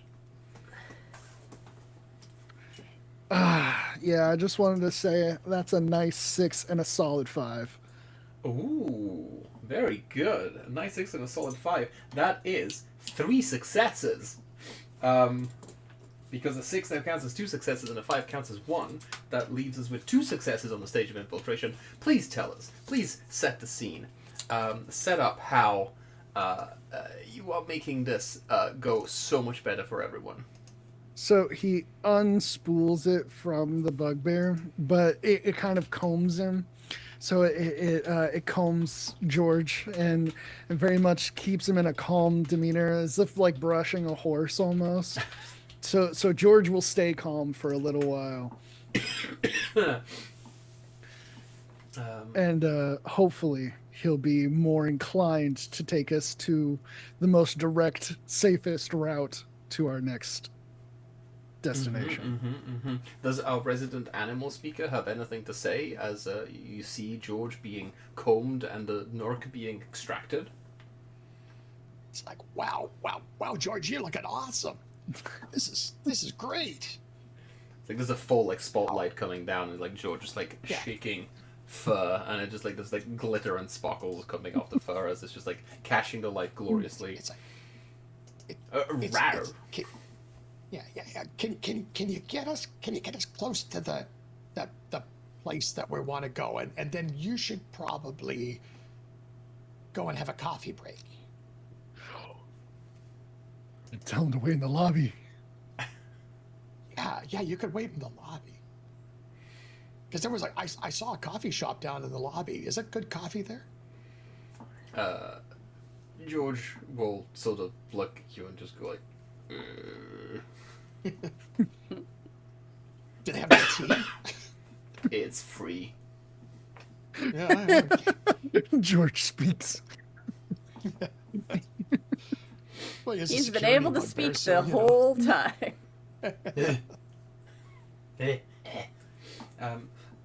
Also, another anonymous donor has sent another anonymous Alex another +1 to the roll. So both of the Alexes have we'll +1 take to their one rolls each. now. Yes. Yeah, there we go. Thank you guys. Thank you so much.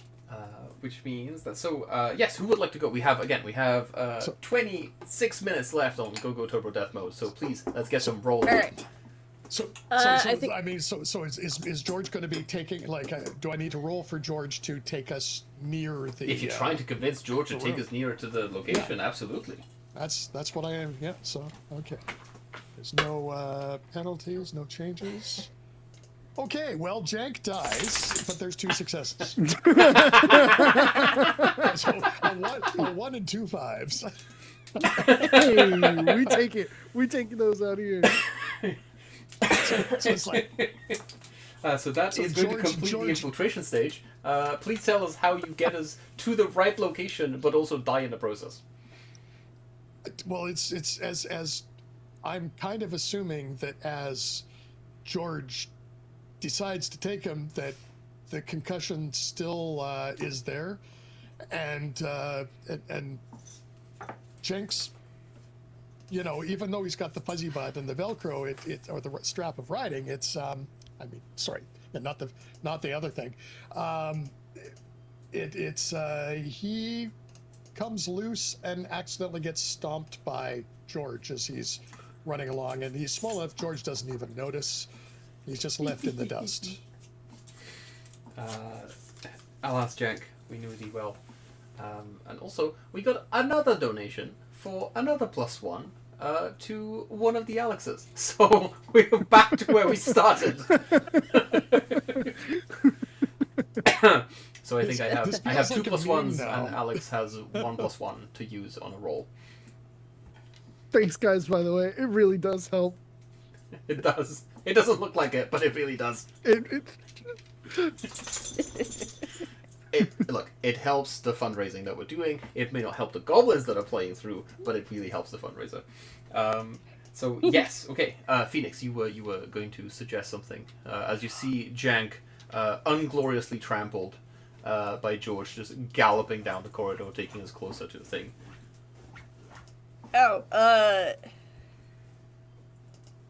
Spikes, but the S is silent, is going to take a brief second to be like, no, Jinx, and strum a very quick A sick memorial riff. tune that's like a sick riff that lasts like a whole 3 seconds.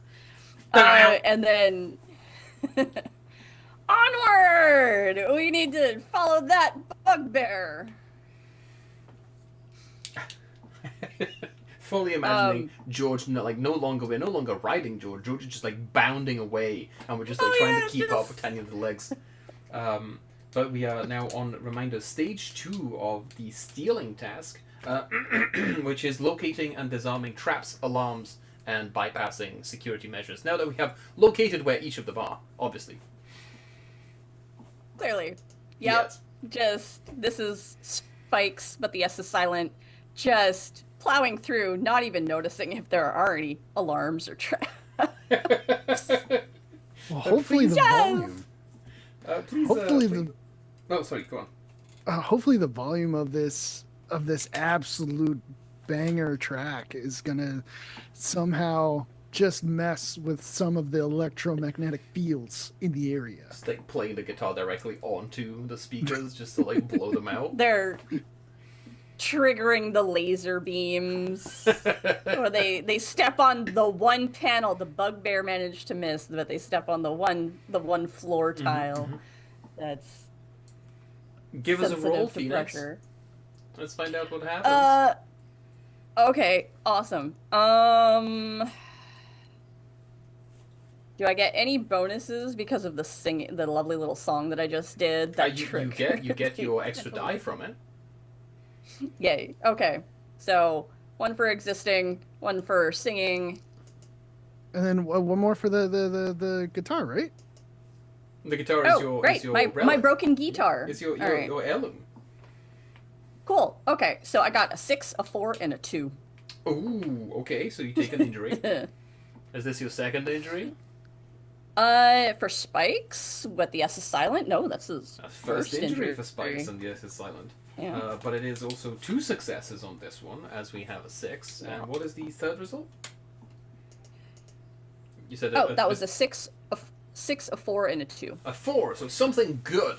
So how do you get injured in creating favorable conditions for the next person, while we also proceed and disarm some of these traps and alarms so that we can continue moving towards the vault that contains the dice of prophecy?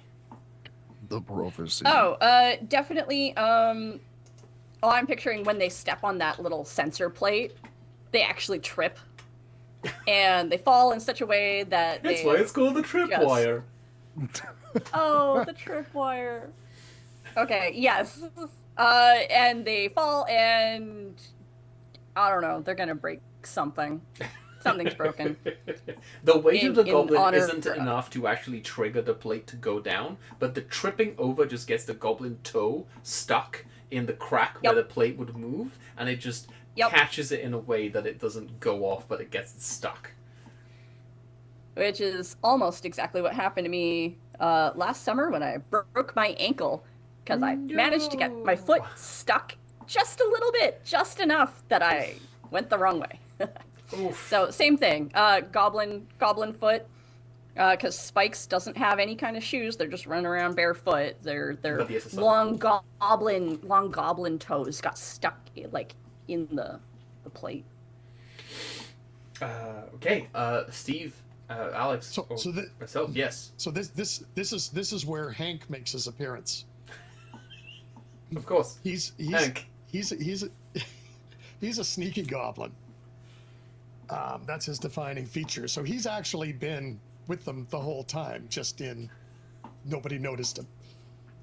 I've been here And- the whole time. Exactly. So Hank goes, "Here, let me help you out of this." Grabs you, pulls you through, and goes, "Okay, I gotta get my heirloom back." And takes just Runs takes after off the bugbear. Runs after George because it's like he needs a strap back. You know what? I think because we're With- still with- dealing with like alarms and traps, I think you should probably roll to try pulling Spikes, but the S is silent, out of the trap. Sure, that's probably just a straight roll, isn't it? I don't think there's anything I've got that will help this. Unless you're sneaky and that's your defining feature and you're using the sneakiness Well, it to is- help you. Sneaky, yeah, so that it doesn't. Okay, sneaky so that it doesn't set the alarm off. That's Yeah, yeah, yeah. we'll go with that. Yeah. Well, a 6 and a 4. A 6 and a 4. That is going to be 2 more Now, successes. was there something bad Ooh. from We that have last something one? good. We have It was something something good. good. So that's a 7 and a 5, At a 5. which is somehow completing stage 2. So somehow what happened is that the plate being jammed down has disabled the entire security because it shorted out the entire security system. And That's just one my, goblin fingernail just falling down this Yeah. pipe It's just- of it's- how the alarms are connected together. yeah. It's completely broken the chain of security stuff. Yeah. The internet is made of tubes. We all know this. Yeah, yeah. That's why they call it the web. Exactly. So Sure. he was also I've seen the Right. screensaver. You can write it. so I guess at this point in time, do we also catch up to George? You tell me as we reach the vault. Is George waiting for us at the vault that contained the dice? Sorry. The dice? I'm hoping that George. Yes. But the prophecy. The prophecy. The prophecy. So, I'm hoping that George is there, so that Hank can retrieve his strap of riding. But might have to roll for that to find out whether he hung around. No, George is probably there waiting. He's probably just like pacing, just like trying to nest into the ground in front of the vault. As like I said, I had to go get a coffee, but I lost my friend. I still have a piece of orange Velcro strapped to my belly. I'm not sure what's going on with this, but looks fabulous. The Nork has just like pulled out all of the knots.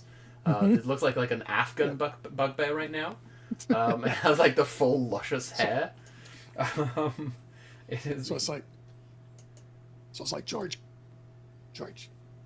Hi, I'm Hank. I think you knew my brother Jank. So it's like licks his paw. do you want me to leave the strap on you? Because darn, it looks good. But if I do, you gotta wait for me.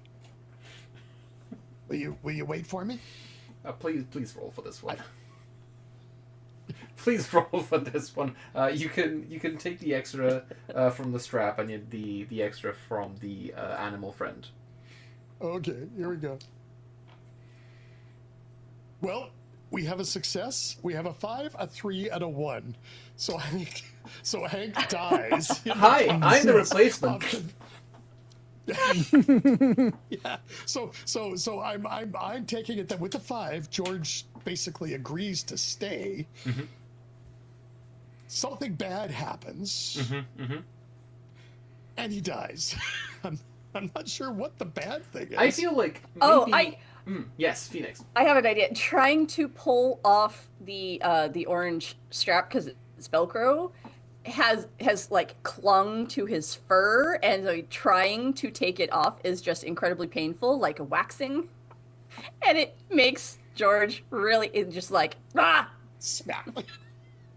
Wax And, against yes, the wall. as There, yeah. chat is suggesting, we're all sharing the same wavelength. George gets hungry as a result, and we know that goblins are really, really tasty, Delicious. delicious. So Hank is at peace inside his animal friend, Eaten by George. eaten by George, who also has a tiny patch of fur that's just like dangling next to its body because it's no longer attached from where the Velcro came off. Making it worse because now George is angry and is in the next to the vault with the dice. And we need to get into this. And Alex, what's going on with your clutch?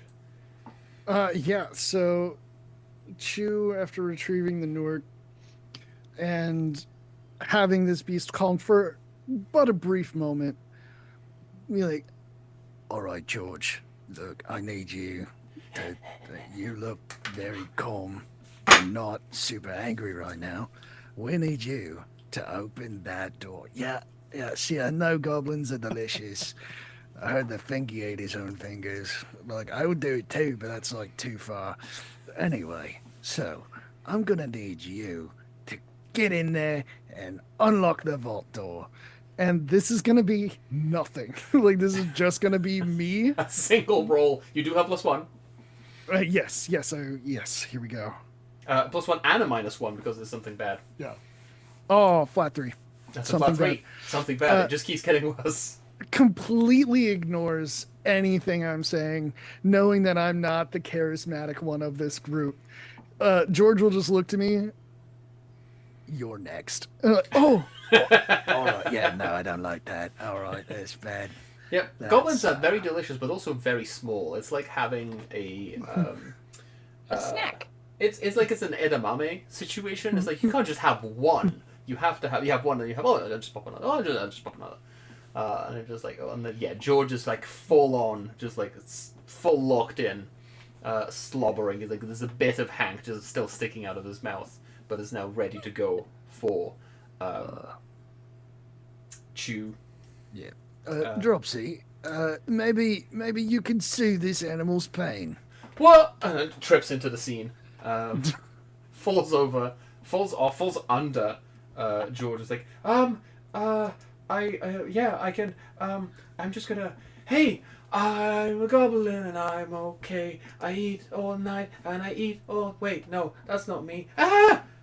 He's gonna try using the showbiz expertise, to, distract George again, away from, the rest of the goblins so they can actually get into the vault, by just being, very, very close to George's mouth, but also singing in George's mouth. I also have a +1 on this one, which is, it saves me from instant death. Wait, no, because there's a -1 from what you just rolled. Yeah, I got that stuff. So, no, yep, clumsy, Dropsy is eaten. And all you hear is like, I'm okay, as George is biting through while Dropsy is still singing inside his mouth. I'm not okay. I'm not okay. Oh, maybe I'm not. But also that was a 3 + 1 is 4 - 1 is 3, which means that George is still angry and is now even not hungrier, but now has gotten a taste for it. Which means, yeah, Phoenix, how we doing? Okay. Well, God, I think Spikes, but the S is silent, needs to find a way to break stuff, because he hasn't broken anything yet. Well, I mean, not including the alarm system with his toenail. That was entirely by accident. Oh, it was planned. It was on purpose. Absolutely. It was on purpose. Yes. We'll go with that. No, Spike. Okay. Where are we? Or are we like right outside the room where the dice is? Yes, we are. Okay, I think Spikes is just gonna go full goblin mode and just trying to break open that door. Just smashing it with the broken guitar, just claws, teeth, just clawing, gnashing. Just he's like looking for a panel to smash, like something that's gonna get that door open, or like just find a way to. Yeah, he's picking the lock. Yes, that is how goblins pick locks, don't you know? Let's go. Okay, so we want to break stuff just existing. And I guess this would be our expertise, part This of would be the your expertise. break That is it and 3 rebuild dice. it. You do have -1. Oh, and the broken guitar. So 4 dice -1. Yeah. This will go well. I have good feelings. It's gonna go great. Yeah, It's gonna go great. it's gonna be perfect. I rolled a 6, a 5, a 1, and a 1. So a 5, a 4, a 0, and a 0. Yes. Hey, that is still 1 success.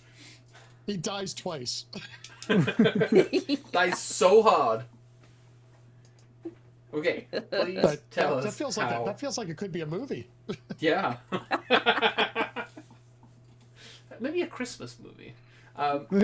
Yes, yeah. Yes, Christmas Phoenix, Ice, isn't please it? tell us how Yeah. Spikes with an S, but the S is silent, dies heroically and in a blaze of glory that opens the vault door for some reason. It's like, oh God, what's that song in Die Hard that starts playing when the vault opens? That's like operatic and beautiful. It's like That dun one, dun. yes. You know, It the is song. clearly playing in the background. We can all hear it. Yes. As Spikes, but the S is silent, dies hard. With a vengeance. With a Means of death. vengeance. Please just write in dies hard. Okay. Doing that. Ooh, we have someone. Okay. I think because they are going like so ferociously at this door, trying to pry it open. As they are prying it open and the vault finally gives way because they've been putting so much effort into it, they actually get flung backwards out of a window that just happens to be behind them. Because the vault is obviously at the end of a corridor that has a window on the other side. Yes, of course. Oh, clearly. Yeah, obviously. Yes, it is. that's where all vaults are, right? Yeah. Because It's you need the whoever light this- to shine when it opens, you know? Yes, and this is how all Vancouver buildings are designed, with no logic whatsoever. So Spikes, but the S is silent, goes flying backwards and through the window and falling in slow motion down to the pavement and splat. As the chat reminds us, it wouldn't be a Goblin Quest game without a goblin flying out of a window at some point, so this makes perfect sense. We got one going in, one going out. Exactly. Yep. Okay. So the vault is open. The dice is shining at the center in a little spotlight of its own. It has this like blue light shining, like catching all the facets, giving us a perfect look at this. Honestly, again, reminder of the size. Goblin size, dice size. And now we get to get in and actually take the dice for ourselves. Steve, do you want to introduce your next goblin?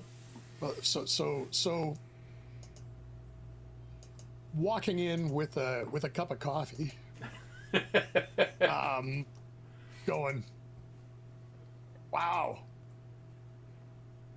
that was quite the fly arc through the window, and I'll bet that left a real mess. Shiny. Oh, hi guys. Hey, Yeah, no, it's just me. yeah, bugbear. What you? My name's Plank. What you doing with my family heirloom? It's kind of been stuck in him. He's real pissed. Oh, hey, okay. Hey, if I get it off you, will you be happier? Yeah. Okay. So at this point, Plank is going to attempt to retrieve the family heirloom. We have The 3 strap more of minutes stuff. of Go Turbo Goblin Death Okay. Mode. Well, let's see. Let's see if Plank lasts any longer than Hank did. Nope. Nope.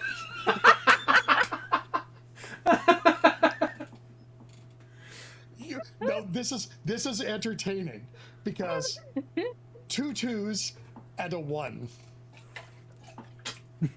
So Blank gets hit again, and then dies. Yeah. I get swallowed by the bugbear.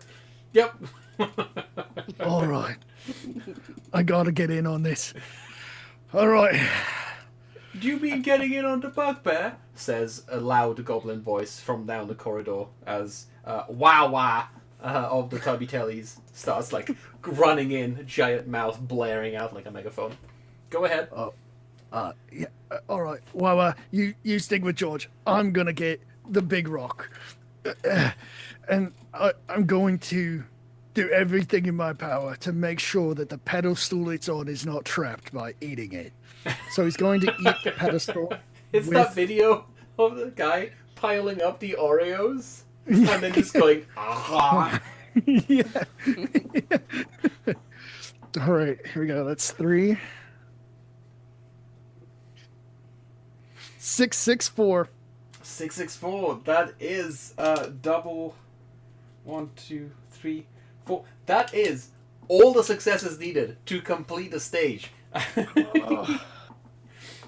Which brings us to and also something good for the next one, which is the getaway stage. But please narrate what happens as we grab, or as you, as Chu grabs the shiny math rock.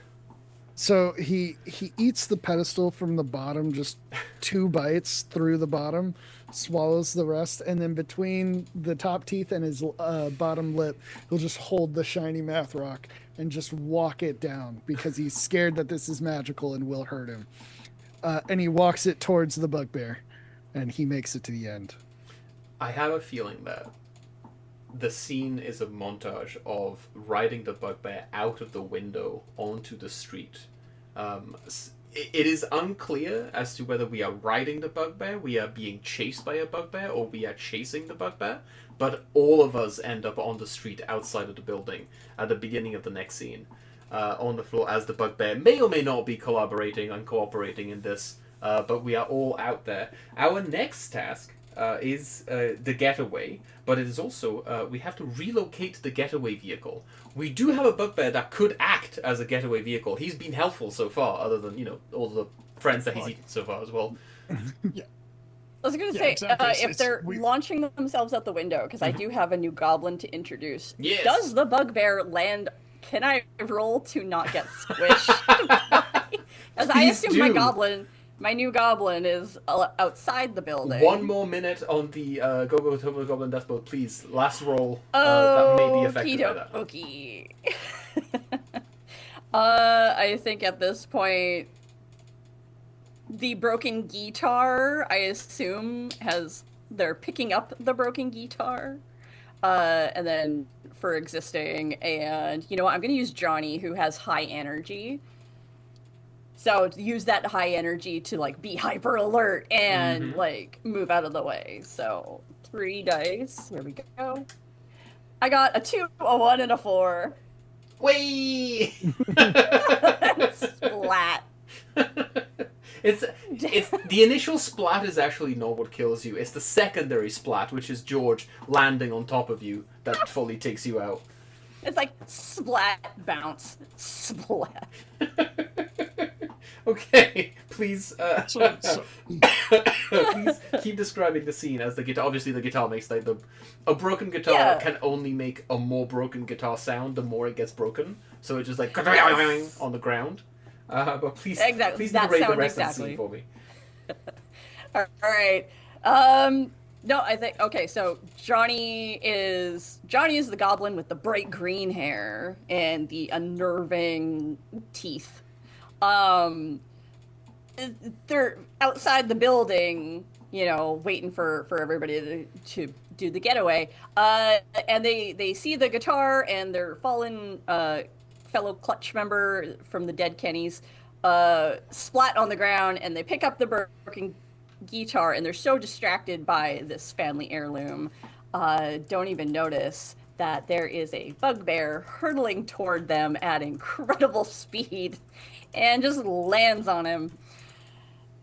as the bugbear bounces away and Johnny is just laying there going, but not quite dead, gets a second mass, a giant goblin just going. And so Johnny Large has been dice. crushed to death and has provided a support cushion to break the fall of the bugbear. Oh yes, and the giant dice of the prophecy. The prophecy. Saved. The prophecy. Johnny has wa- prevented the dice from being broken upon impact. Very good. I think also coming on the scene, just like screaming the entire way out of the vault, down the corridor, out of the window, onto the ground, through the air, reaching the ground, landing on George, bouncing off George, and keep bouncing, and still screaming all the way through, is Wawa, who had just made it into the corridor the first time and is now just immediately yeeted out of the corridor again. Wawa, whose defining feature is loud, wears a t-shirt with a megaphone on it. Just to make sure that people know that she's loud. And she is going to... what is she trying to do? She is going to live up to her dream to be on TV by making sure that there's look! There's things happening! Up there! And points to the window where everyone fell out so that no one will notice all of us on the ground and instead pay attention to what's happening up top instead of down here. Which is going to be being loud and herself, and to be on TV. Or maybe it's crowd control, but it's one of those. But that is a 2, a 4, and a 5, which will be a single success on the 5. An injury, because she did fall out of a window from several stories above and landed onto the ground, onto a bugbear. So it is like very much like falling, impact, bludgeoning, and splatting damage. But also, it makes it very favorable for the next person to go. You'll get a +1 on your roll. So Because everyone's not paying attention to us. outside is you see another goblin. Just like waiting, he's- just like smoking a cigarette, Wait, leaning against the building. Yeah, he's just leaning against the wall. It's like, hey, that bugbear has my family heirloom. So that looks like we can use that as the getaway vehicle. So he's going to leap for George to try and land on the strap of riding to hopefully control it, because he thinks he's, once again, it's obviously, one of my clutch people put it on him, so it must be friendly. And I like animals, so it should be good. So and they'll like me. Looks friendly. So Has it's the pieces of strap. goblin in its mouth. He hasn't noticed that part yet, but he's noticed that it's a very well-groomed bugbear. So Incredibly in well-groomed. his mind, it's perfect. So I'm assuming that he's going to, I guess it's all the things that he's got. His name is Dank, by the way. Yo. Jank, Hank, Plank, and Dank. Also, remember Wait for the we last are one. no longer operating under Go-Go Hyper Turbo Goblin Death mode, so 1s and 2s are injuries, 5s and 6s are single successes. So fun though. And tell me that there was something you had There was. something good. You on do the have a list? +1 from my roll, yes. Thank heavens. Because I rolled 2 2s and a 6. Nice! So that's 2 3s and a 6. Well, a 7. So 2 3s and a 7. So There's 2 We get- successes. 2 successes and 2 bad things. Yeah, 2 bad things that So- cancel each other out, so it's just 1 bad thing. Yeah. So it's I'm gonna kind of assume that George doesn't recognize this creature that's now velcroed to his back, and perhaps is trying to shake him off. I don't know. So trying to distract George the Bugbear, but George the Bugbear is very much locked in, has just been thrown out of a window, is on the ground, is trying to be ridden by a tiny goblin using a Velcro strap that already gave it a Brazilian, and is not super keen on that. Yep. That's very fair. Yeah, It's okay. That sounds like a very bad situation for us to be in. Is Chew still with us, Alex? Yes, yeah, Chew is. Chew has the rock, and he's hanging on to it. Well, for I mean, dear Johnny life. has the rock. It's just, you know. Oh yeah. Johnny isn't Fair. with us anymore, but Johnny does have the rock on him. Choose on top of the Cushioning rock. it. Yeah. I'm not quite Chew sure. is still did. attached to the rock on top. You know what? Seeing that throughout the adventure, it has been an issue to try to get the strap off of the bugbear. Do you need? I'll look to Dank. Be like, do you need this to be attached right now, or can we just ride it without him? Oh no! It's like it's holding me onto him as he's going like up and down. Full and rodeoing up. around, yeah. It's like I got this. I got this. This is not a problem. He'll like me. I'm gonna cast, you know, a magical power on him because I've got magic, and I'm gonna cast calm down on him. And of course, he has no magic whatsoever. But you know, Yeah. I think this will help a lot. And he'll try to chew the fur around the strap to help loosen it a little bit. Not completely detach, but loosen it, because this has been a problem the entire game. He's gonna try. He's gonna give it a shot, and hopefully it'll calm him down and help us out. So it's not biting the strap off, it's just like biting around the strap so it's not pulling on the fur. Yeah, it's mostly just getting the fur wet so it becomes unbound. Yep. So he'll be using Big Mouth. He won't use the Nork just yet. Maybe the next attempt, but this one, just two of them. Oh goodness gracious me, oh my! Is that a 5 and a 6? It is. Man, I have so many goblins.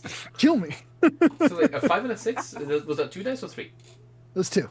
2 dice, okay. A 5 and a 6, that's 2 successes. What happens? Is George pacified? Yeah, George calms down a little bit, knowing that the strap isn't so tight, and Teef will just lean into his ear, just like, There, big boy. There. You're doing great. See, it's not so bad out here. I can tell you use conditioner, and that's a little weird, but it looks really good on you. You're a model. magic works. My magic works.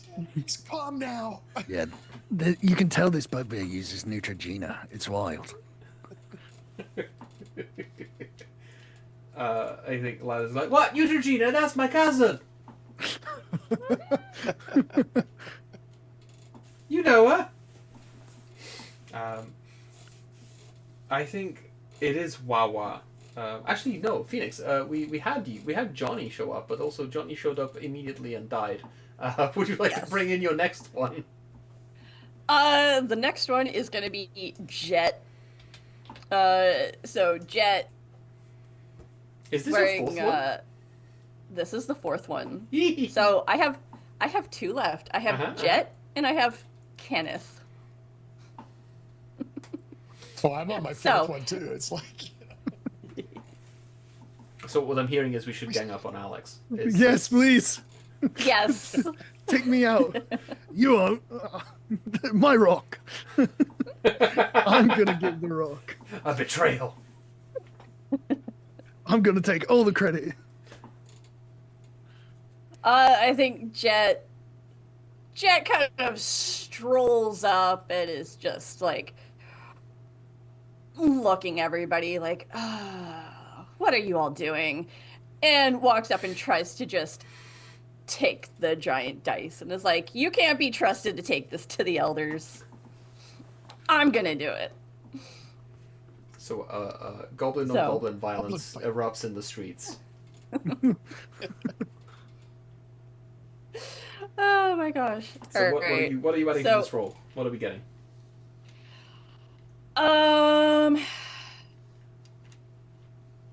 Well,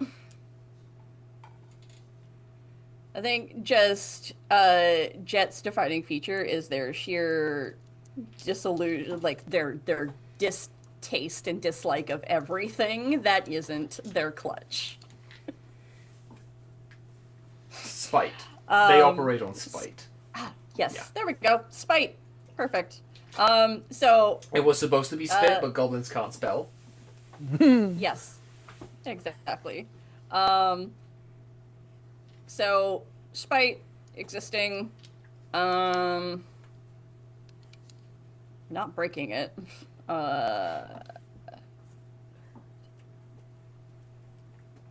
What if they sing while they do it? Can I add a dice for that? Yes, Like, but you have to tell me what I it got a is. giant dice. I got a giant dice. So it's taunting singing. Yep, taunting. There we go. I have a 4, a 3, and a 1. 4, a 3, and a 1. Yeah. Which means something good, something bad, cancel each other out, but you do take an injury. So I think trying to lift the dice, Jet has overestimated their strength and the size of this dice and how difficult it will be to get it away from, who is it? Chew? Yeah. Are we still on Chew? Still Yes. on Chew. Okay. So the situation Counting remains unvaried. It's just now there's two goblins struggling for the same die, and one of them has Yep. pulled their back. See, Yep. I told you. I'm holding on to it. It's mine. And he'll bite down for on your little hand. That's how you got the injury. Just one little, and then There we go. he'll attempt to just fully release it from your grasp and hang on to it really hard. By keep biting. Yeah, just I'm kind of picturing Chew try to lift it up, and then realize how heavy it is and that he can't actually, and it like drops on the ground and he can't actually budge it by himself now that it's no longer on the magical pedestal floaty thingy that was actually giving it some lightness there. But I'll tell you what. just based on this. Let's roll to see how this bite goes and the pulling. So 1 for Big Mouth, 1 for me. Double ones. Come on. Hey, Okay. could also be Okay. twos. I got a 5 Okay. and a 2.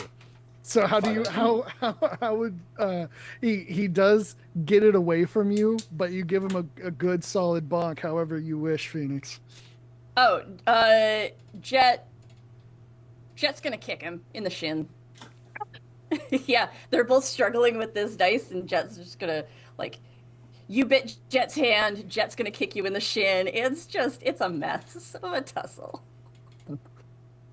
I told you. It's mine.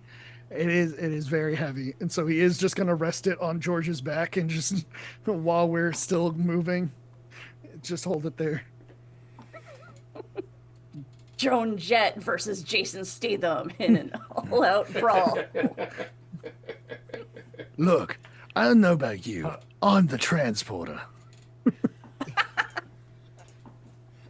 And suddenly I'm hearing I Love Rock and Roll in my head. I think in all of this, because no one has paid attention to Wawa in a while, she is going to just go, Hi, are we going? We need to fight, because we are now in stage 2 of task 3. We are trying to locate the elders, and she has a foolproof way of locating anything, which is just, Elders! She's going to start screaming out for the elders while we start making our way through downtown to get to... Riding this giant bugbear. Giant bugbear, yeah. While Chew and Jet are still struggling on the back of George, just like trying to hold it, like they're slapping each other, like kicking in the shin, biting fingers. But It's like, guys, come on. Yeah, we're trying to be discreet. Elders! Well, yeah, it's working. It's working. I can feel it. I think so. Loud, I think. I'm gonna go with showbiz because she is being flashy. There's gonna be 2 dice or 3 dice because loud, herself, and showbiz.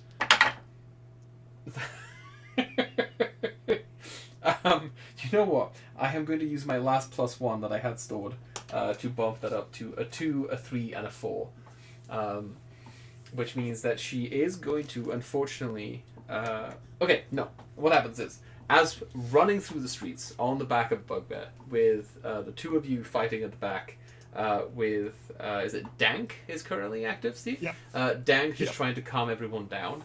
I think she does the whole thing, like the comedy horror film of just...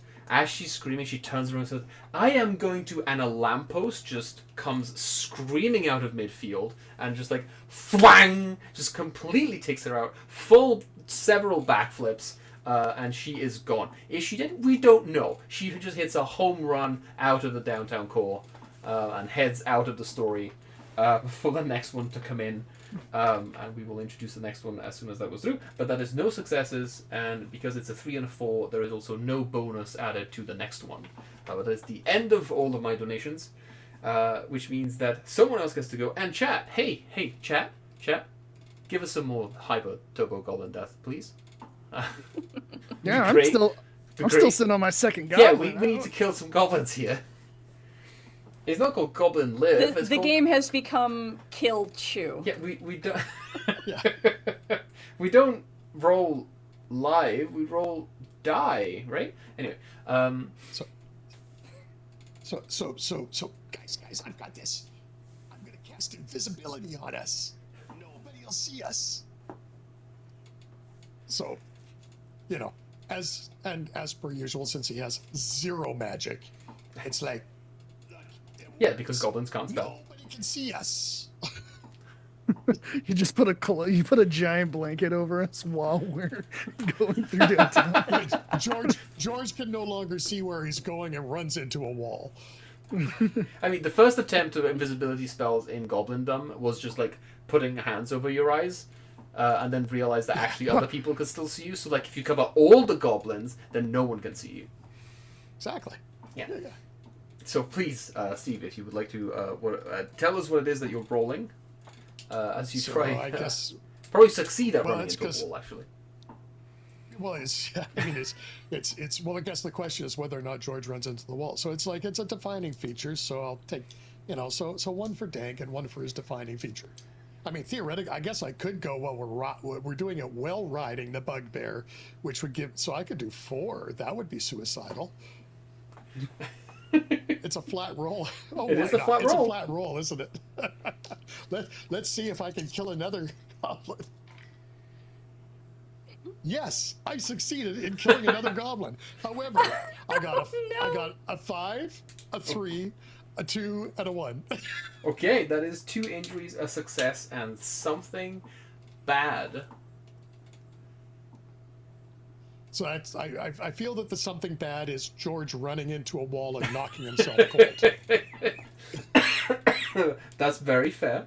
So we are bundled in a blanket, smashed into a wall with a bugbear that now also has a concussion. Yeah. And is unconscious, and essentially Dank, when they hit the wall, flew off and also hit the wall, and A bugbear can make it through and fall unconscious. A goblin cannot.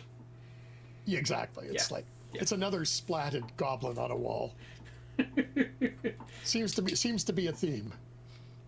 So, seeing that we have hit the building we just left, Shu, I think at this point, he's realizing it might not be great to hang on to the rock for a minute, and realizes the gorgeous beauty that is this building. And he's looking at it, he's realizing the architecture is absolutely immaculate. The stonework is incredible. And he must eat it. He must try to achieve his dream now. If this is his last day on Earth, he's gonna achieve his dream. It's so cute aggression, but it manifests. It's devouring. So all stops. Here we go. We have me we have the Nurk, we have Giant Mouth, and we have our Dream. All 4. Here we go.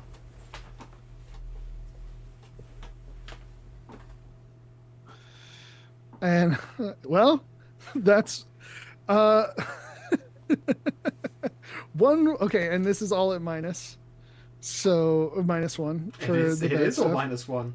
So 0015.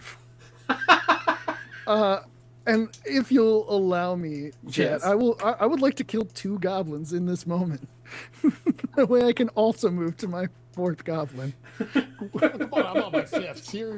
You're still behind. I know. So Chew takes first bite of the building, and the building now starts to topple and lean.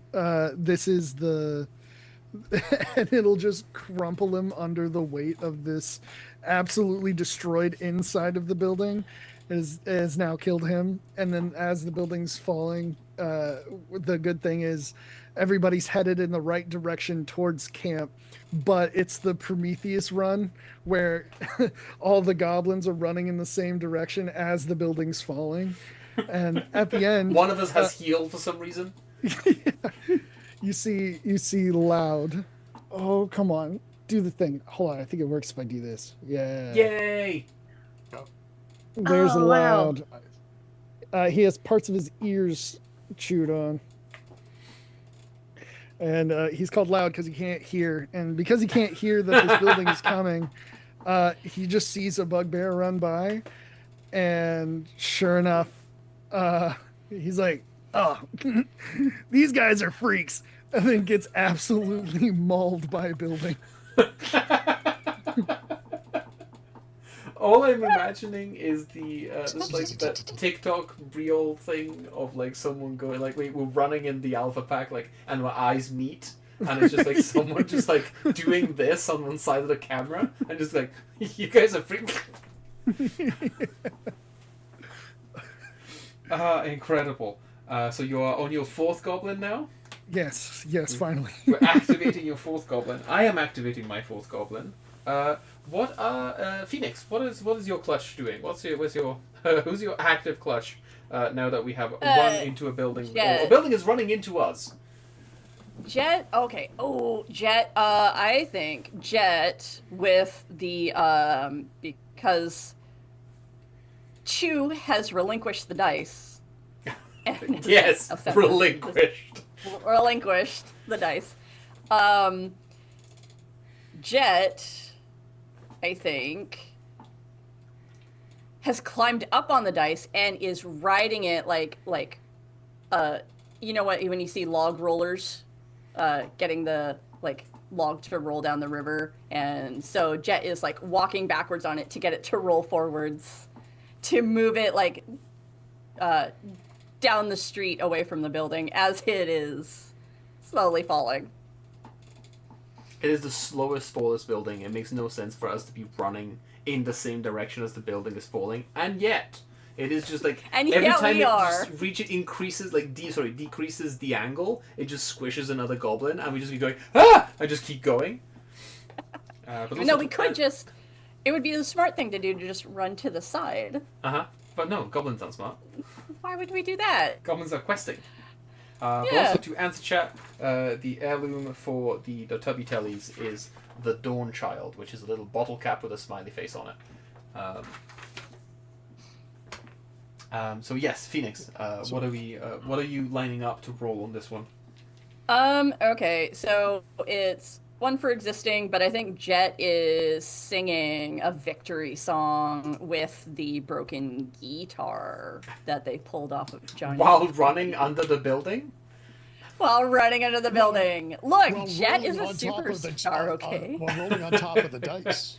While rolling on top of the dice, strumming the guitar, singing a victory song. Makes sense to me. So that's gonna be 3 dice. Mm-hmm. A 5, a 5, and a 2. Ooh. 2 successes and an injury. An injury, which would be Jet's second injury. Oh no, Jet. Oh no! Oh, we're leaving it all up to Kenneth. Oh no! Kenneth! Kenneth is the worst one of them all. Okay. So I Kenneth think is while shunned Jet by Goblin is... society because he's too normal.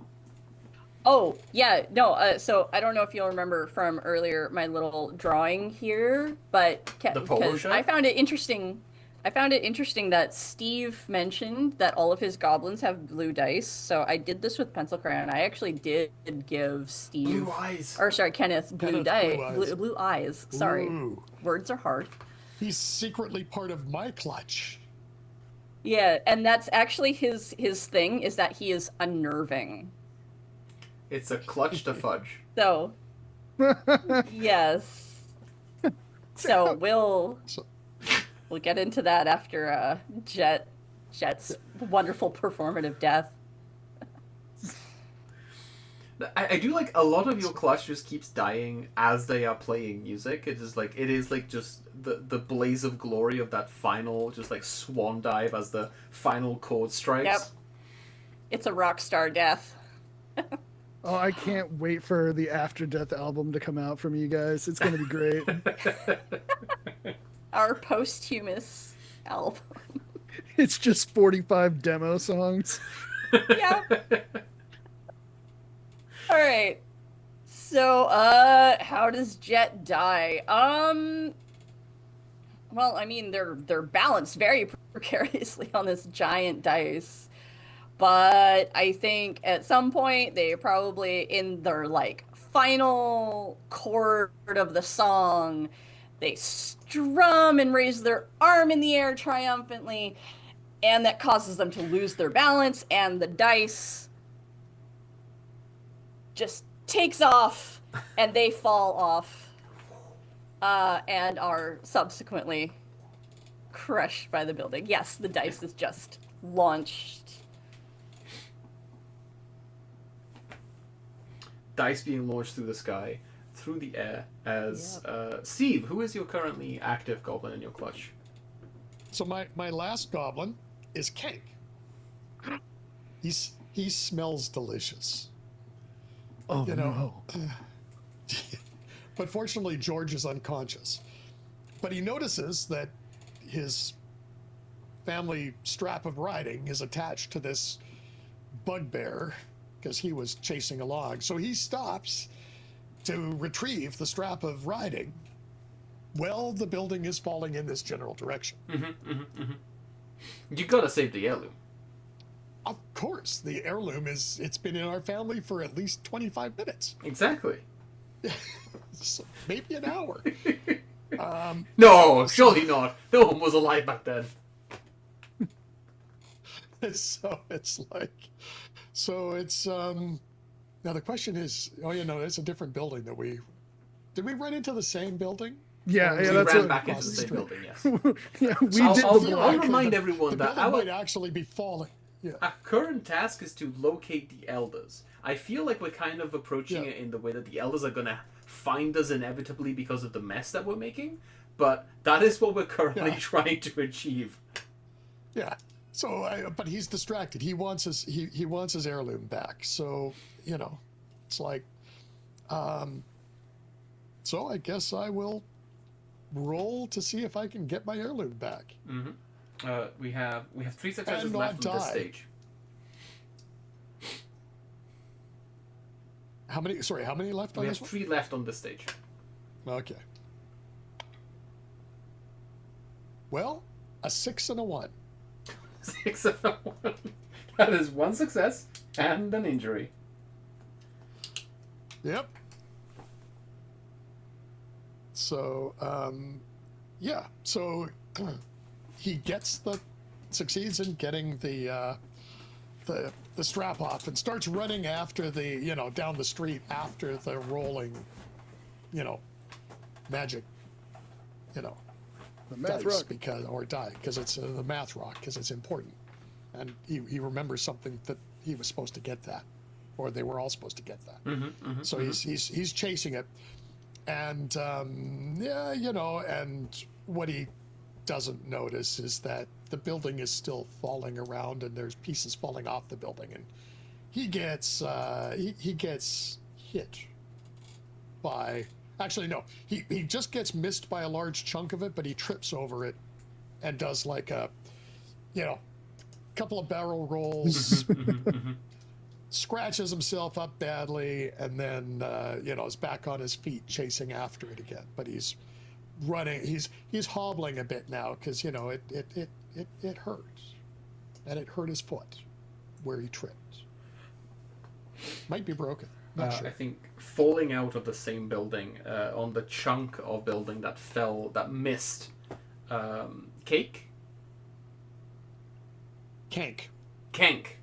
That completely missed Kank looks like just a stain, and then the stain recomposes itself and pulls itself together and pulls itself up, and this horrible mess of a goblin with fully sealed off mouth, there's bits of head missing. This is the name of this goblin is Pooh.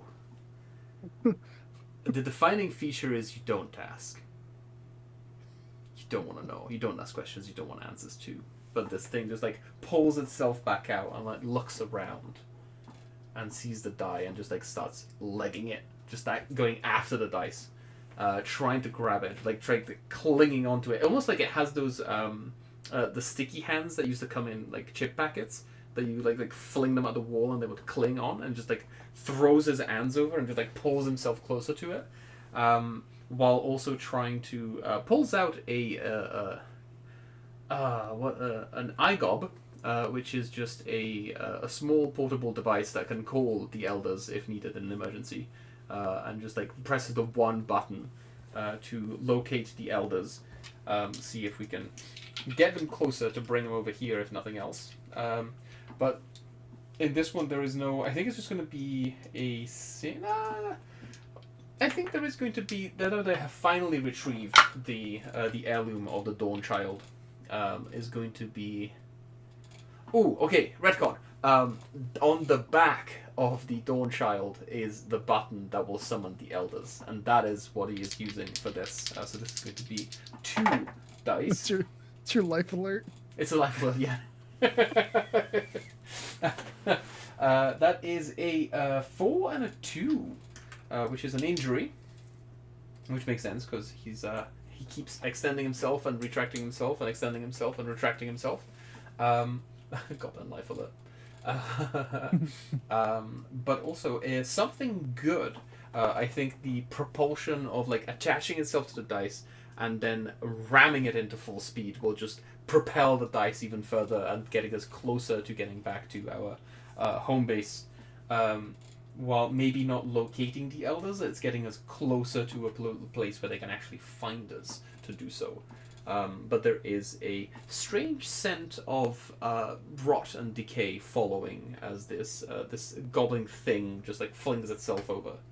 That is my 4th goblin. Who is catching up? I still need to reveal my 4th goblin. Please reveal your 4th goblin.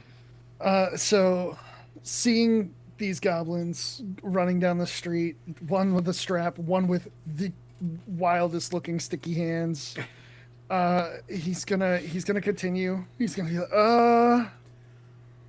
all right. And so he starts galloping on all 4s, but instead of feet, he has hands for feet. Meet Shovel.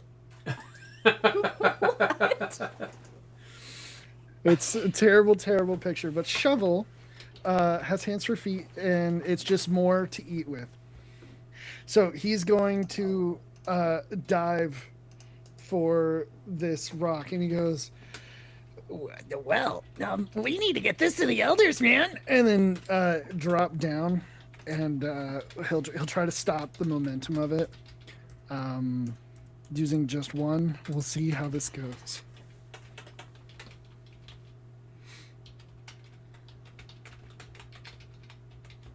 Okay, so the die. Oh, was there anything good or anything bad? There was something good. Okay.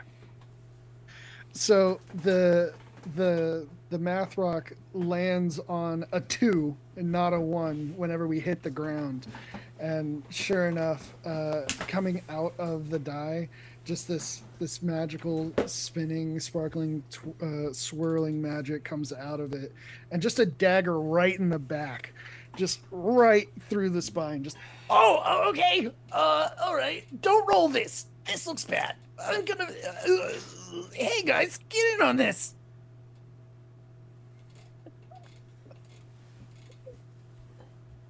Let's just carry it. Let's carry it. Let's stop. Yeah, let's carry it together as one group, please. I think at this Okay, so- point I can so- introduce Kenneth. Okay, so Kenneth. What's the frequency, Kenneth? Whatever frequency is causing the most discomfort. Hey, who you calling a Um, freak? When see. So Kenneth just calmly walks over, sees all the goblins like struggling, goes, "Hi, can I help?" And Kenneth, again, they have the same unnerving blue eyes that Steve's clutch has had. They just look very clean for a goblin, very neat. Nothing is torn, injured, broken, nothing. It's mildly upsetting. And they have like a mop of brown hair that is very neatly combed. And a popped collar. Honestly, disgusting. vile. This is horrible. Yep. Repulsive. Terrible. But Kenneth is here to help. Kenneth is like, I wish you wouldn't. "Hi."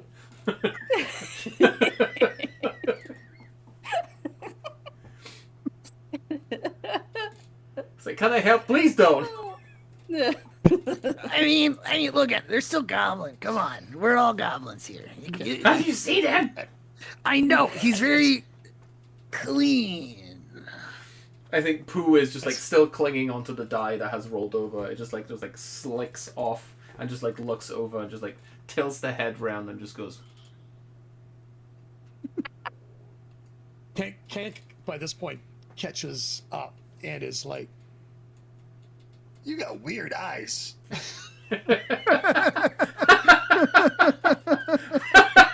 It's like, hey guys, weird eyes. Maybe like this thing. How are we gonna carry this thing? Like, I could, if we wrap this strap around, like we could maybe all carry with, like, use this, like we could, like, give it a hand grip or something. Like, I don't know. What do you think? Let's give it a try. Kenneth, you were still. Sure, sounds good. Ew. Oh, that's a great idea, Paddock. Shut up, Kenneth. It's the Ned Flanders of Goblin World. Yeah. So Yes. So you taking? Sorry, are you taking point on this one, or should we circle back? well, it's like whatever. I mean, it's like, yeah, I guess we're gonna try. He's gonna try and put the strap of riding around the dice rock to give us better holding grip. Something to hold on to, I guess, is the theory there. So, I don't know. I guess that's. If you have any other aspects of the goblin that can help you, if not, it's 2 dice right now. Yeah. No, he smells delicious. That's all.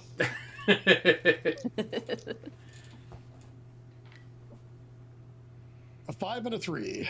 A 5 and a 3. A 5 is a success, which brings us 1 closer. We only have 1 left, but you also make the situation worse for everyone. What happens?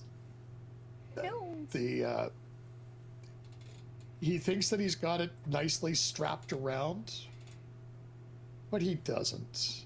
And so when we all try to lift, it's just going to roll not away. round. Exactly. You know what, Kenneth, since you're the most recent one here, can you tell us which way we're supposed to be going? Can I call you Kenny? No, Kenneth is fine. All right, man. The elders are that way. And Kenneth points that way. Everyone Roll to turns to look at that way. Roll to see if that way is that way.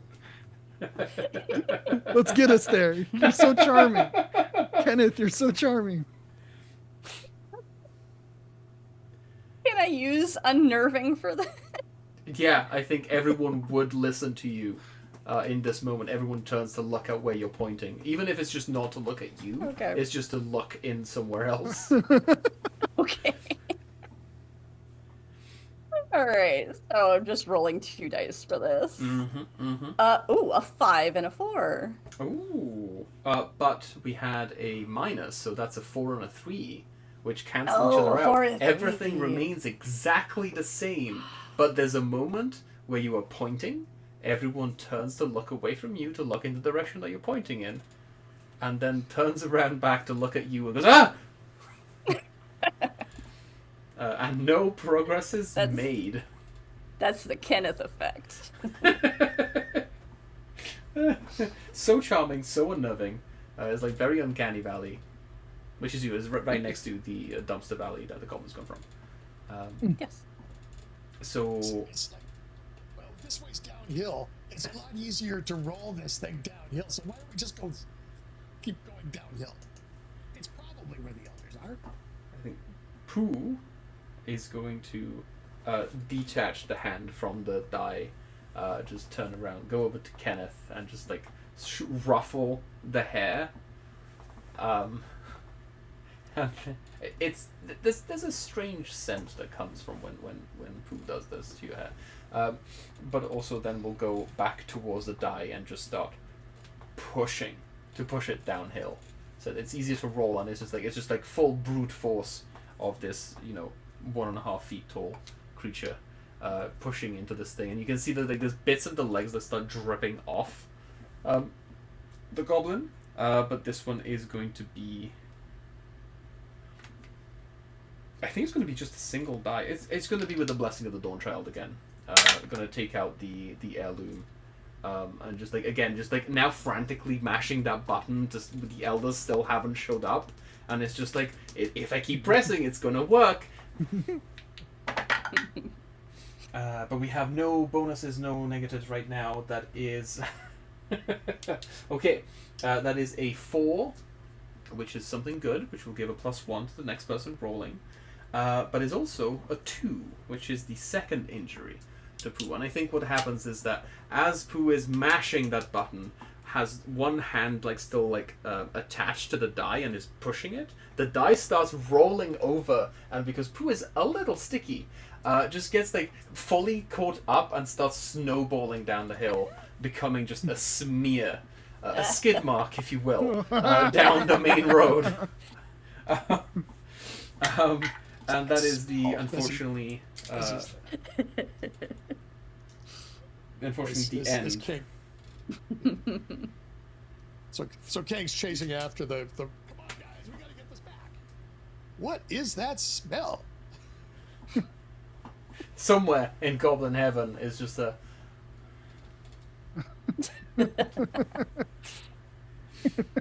XOXO, I'll never tell. Exactly. So, Shovel is. I think Shovel is going to just trust Kenneth and try to direct the magic rock in the direction that Kenneth was pointing.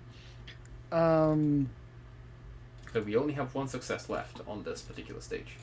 Yeah, so I final stage. I trust Kenneth.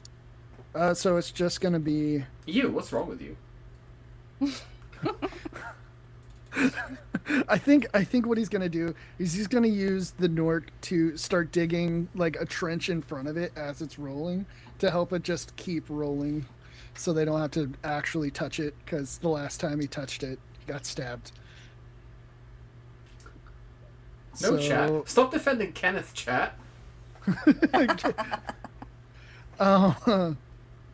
Something good?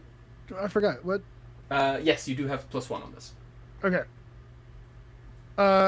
So that is a 6. That's And a a 2. success. 2 total. So that is first injury for Shovel. Oh, second injury for Shovel. That's Shovel dead. So Oh. Oh no. Shovel goes to trench out, and he makes it all the way to the front of the gate of the camp, and just goes, hey guys, they're right in there, and he just gets rolled over as the die lands on a 1 on his forehead, and just tungsten steel mashes through. Squash. Aw. R.I.P. Shovel. R.I.P. Shovel, you are a real one. He dug his own grave. Yeah, he just kept MVG. rolling the die. MVG. Shovel pancakes. Very good, chat. Very good. Okay. Which means that at the gates of the camp, I'm gonna introduce my 5th and last goblin, Jeremy. Jeremy. Jeremy, who is comes from the similar uncanny element of Kenneth, but has a soul patch, wears tiny little accountant glasses, has the almost like a monk tonsure style hair, like the Homer Simpson style of hair, wears a pencil behind his ear, and calls himself an accountant, but is very bad at numbers. He just makes the numbers work, but he's very bad at them. But this is Jeremy, Nice. and that was Pooh right next to him. Devastating. But Jeremy is just there going like, you're actually a little bit late. We were expecting you at least 2 hours ago. Yes, we're very sorry. Would you like me to sing an apology song for Oh you? God, it's Kenneth. You know you're weird, Kenneth? right? You know they're laughing at you, right? I don't mind. And Kenneth has the broken guitar, and they have somehow managed to tune it properly, despite the fact that it is broken. Horrible. I Still love it. missing a string. And Kenneth starts to strum like one of those like campfire ballad style songs. It's very Our very goblin wholesome. is a lovely goblin. No! The champions got their rock, and they're wonderful. And We they will, be we will, math rock, and so on and so forth. I love math rock and roll. There it is. No, chat, stop defending Kenneth. He's a weirdo. Should be shunned. Oh, don't you worry. 5th Goblin on my side will make sure that Kenneth is not the only one. I mean, we have an accountant, we have a regular guy, we have the really deliciously smelling one, and then we'll see the 5th freak that shows up. Okay, Kenneth, as you're playing all this, what are you leading up to? Like, we're trying to. The stage just says profit. Could be PROPHET. Could be PROFIT. Are we trying to make profit? Are we trying to find the profit? Whatever it is, please tell me what you're doing. Porque no los dos. Profit. Stonks. Stonks the prophet. Kenneth. Stonks. Yes. Kenneth is going to start singing a song about the prophecy that will, and how the prophecy, this song will make them money and make them famous. So, we've got the existing broken guitar, sorry, and singing. So I've got 3 dice. Do I want to use unnerving too? Because I think I should use unnerving. I think you should. It's very odd. The fact that Kenneth You're trying to is playing a summon the broken prophet by guitar. playing good music. Yes. Trying to summon a goblin prophet with in-tune harmony.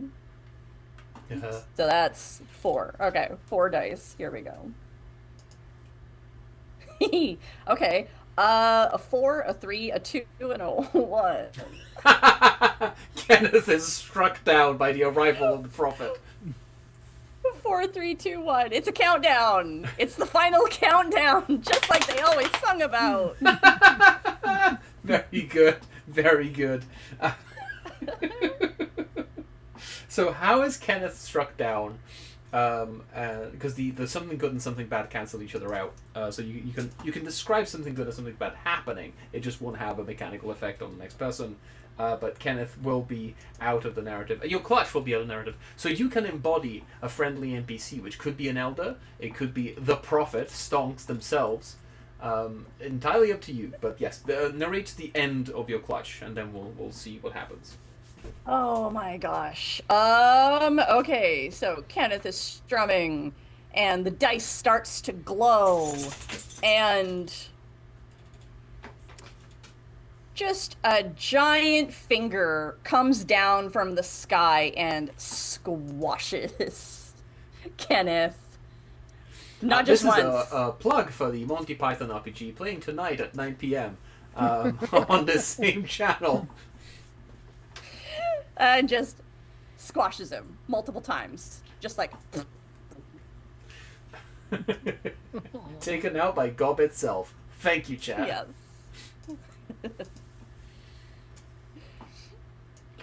Yeah, And- just as you start singing, and then then you keep singing. It's like you just won't shut up, and it's like. Exactly. And that is the end of the dead Kennys. And the dead Kennys are, in fact, now all dead. And unfortunately never got to realize their dream of starting a band. Maybe Though in they did Goblin try. Heaven. Or Goblin Yep. Hell. There might be Actually, a we way. were recording the whole time, so Yeah, we the will be posthumous album releasing of 45 demos is going to Exactly. come out, as Alex Yeah. was Yeah. suggesting. So, meanwhile, Steve, Kank yes. is sitting around twiddling his thumbs. He's very good 'cause at it. It's like it's what he's good at, and it's like one of these days we're going to get somewhere. Good Are we things ready come to yet? those who wait. Yep. Are we ready to go yet, guys? Like, we're at the camp. Meanwhile, this giant hand with finger is squishing down one of your friends and retreats back into the clouds. Exactly. So that was not nice, but okay. I didn't like Kenny anyways, or Ken. He was weird. He had strange eyes. And of course, Ken doesn't even get the irony of. Really wanting and seeing that the party has returned, my 5th member will make his appearance. He will stroll up to the gate. He looks a little off as well. He also wears glasses and has facial hair. Alex, we are the same. The accusations will never not be true. Meet Chuck. He's a little off. So Chuck is a halfling with goblin ears, tabletop wise. He is technically a goblin, but he's just a halfling with goblin ears. As far as like narrative and point of order things are going, still treated like a goblin. The reason why he's here in the first at all is he came to infiltrate, and he ended up staying because he loved to eat so much, and this clutch took him in and told him, "You're one of us now." So Chuck, seeing that everyone is back and seeing Kenneth go, "Guys, I think I know how I'm gonna profit. I know how we're all gonna profit." Here we go. Release the demo tapes that the Dead Kennys had. And what was yours again? Kank? Hey, well, it's like, you know, don't we get a reward from the elders for bringing this thing back or something? Well, I've added the numbers, and if you look at like this one and this one together, they make 75, and then you take 75, and it's a purple elephant, but only on a Tuesday if it's a purple monkey dishwasher. Yeah. And the other thing we can do is, you want to be on TV. I've already called the station. They're on their way right now to get you on TV, to do an interview on this grand thing that we've done. And that is going to complete the prophecy? The prophecy. The prophecy. The prophecy. And Kank, I'm going to use the money raised to help stable you for animals, an animal stable. And all of these things will make us profit.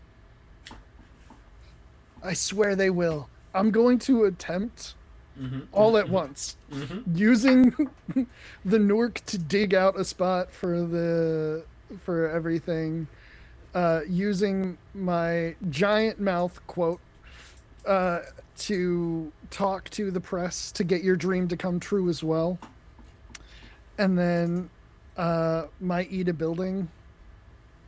I don't think it'll come, but that's okay. The other thing for eat anything, I don't think I can do that one. And then lastly, he'll. And if you do it really badly, you could be eating sugar. Fair. And then to get the Dead Kennys a dead record, he will also just use his big mouth. So we'll leave it at 3. All right. Go. If I need any role to happen, it's making everyone's dreams come true. Please. I beg of you. I beg anyone. Here we go. Were there any pluses from the last thing? I forgot. I don't think there were. I don't think there were either. But that's It was okay, a- because I got... It was a 4 and a 3. You cancelled each other out. So I got a 6, a 4, and a 3. So the 4 and 3 cancel. Yeah, but 6 is a success. So the Hooray! camera crew shows up. You got to talk to him. The stable is built, but you got to get the animals. And the record label is taken up most of the time. I am still fighting for the Dead Kennys. We'll see who comes out of it. Yeah. Steve, do you wanna try filling some animals into these stables? Yeah, it's like, are there any, you know, do we have animals around? Like these, like, hey, look. There's, what is that? That'll I do. don't know. Looks, it's small and furry, but that'll do. Yeah. Let's. That thing, it just ran through the back. Like I saw it. It was behind you. It ran just a count guy, and then there was something fuzzy on the other one. There's two things. Let's try and get the. Actually, if it's like one thing and then another thing, that actually is 7. 7 things. It's 7 things, yes. Chuck will put his hand on you. 7 things. 7 things, man. 6, Tanky 7 say. things? No. I'm very confused. So what? There's if I get this, it's like 7 I can roll. Why would you roll the animals? That's animal cruelty, man. Well, I'm trying to talk to the animals. It's my Dr. Doolittle moment. Jeremy So just does not seem to be understanding what the problem is with this. But yeah, so what are you rolling? You're adding the talking to animals. So there's that, talking to animals. How many, do I get one for each animal that I'm trying to talk to, or just one for No. talking to animals? Just like whatever is your Okay. abilities to go in. Well, then it's well, he does smell delicious, so that might attract the animals if they're hungry. I guess I'm rolling 2. It's a flat roll, isn't it? You can add the Smells delicious. Smells delicious, absolutely. Okay, 3.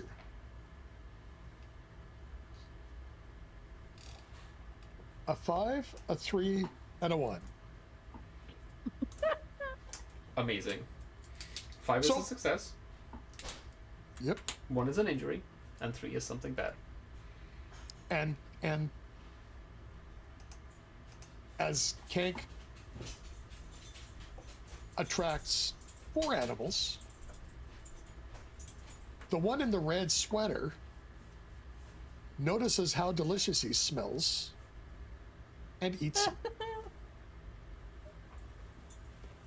Because that was his second injury, Mm-hmm. and that was Goblin number 5. Mm-hmm. So the fuzzy butt clutch is no more. Yep, but there are animals trapped in the stables now, currently feasting on the last of the fluffy butts. That were used as lure as bait and now feed. Chuck single tears, so proud. We have animals now. We are moving in from agriculture to farming.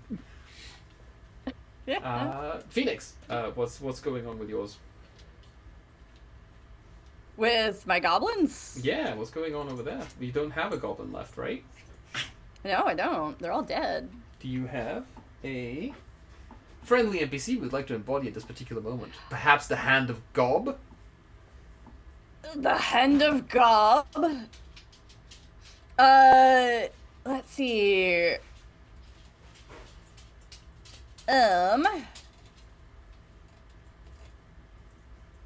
Thinking. Because if not, I do have. I'm looking at the amount of successes we need to actually complete this and the amount of time that we have left for it. And I have a feeling that the ending of this may indeed be very Monty Python-esque, with the getaway not being successful and having a number of police enforcement show up. Wait, hang on. Is it just? It's just the accountant and And Chuck. It's just Chuck and Jeremy. Jeremy and yes. Chuck. Jeremy and Chuck. I think Jeremy is 4 definitely more, going to don't try we? talking to folks. Jeremy's going to try talking to like the people who start showing up and is like, yes, there's TV station people, there's broadcast people, but there is also law enforcement showing up. You have a giant die. We saw you take it. We saw you take it, and we saw you roll it down the hill, and you just live down the street. Like, this is not even 3 blocks away from where you stole it. We know exactly what's going on here. You know, even though as much as I have a very firm ACAB stance, I feel like at this point the goblins do need to be held accountable, and there's probably some detective or somebody who has shown up with a badge saying, hey, you can't have that. You can take it out of my cold dead hands, says Jeremy. All 5 of them, holds up 2. Which is going to be bad at numbers, but also trying to use crowd control, and is going to be on TV as a result because the cameras are rolling right now. So there's going to be Oh few my gosh. guys. Okay.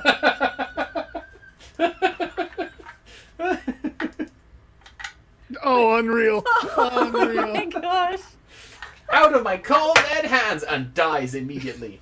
And gets bludgeoned to death.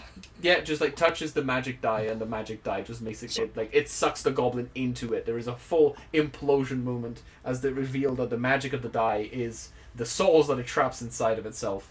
Meaning that Chuck, you are the last one. Chuck must profit. Chuck must profit. We can make it out of this. He is going to, seeing that all these TV people are here and wasn't involved necessarily, knows everything that happened, is going to try to create a distraction and set up a food cart and just start making a ton of food using the Newark, and hopefully everybody will be appeased. And he will use the Newark. He will also eat as well. He'll eat anything using his big mouth. So we got all 4 again. Let's go. This is going to be the last roll of the game. Were there any No, that was a anythings? 1, 1, and a 2, so you get nothing. And do you still have the last +1 between us that we shared that no one claimed? No, I did claim it. You did. Okay. I did. Then I have a 3, a 3, and a 6. Ooh, so that is 1 success, which brings us closer, but does not complete the quest. Oh no. Now, is it possible that the TV interviewer that is there with a microphone in his face saying, "Hey, you innocent bystander person here, do you have any comments about what this is?" Would that be able to give any kind of assistance to? I think that gives us a very good narrative ending of like just like the microphone person going up to Chuck and just going like, "Hey, do you have any comment on this?" And I think we're gonna cut to a close up of Chuck saying, He'll just absolutely freeze. And we'll cut to black. Freebird plays. Credits roll. the credits roll, and through the credits, all the songs in the credits are the demos from the Dead Kennedys album.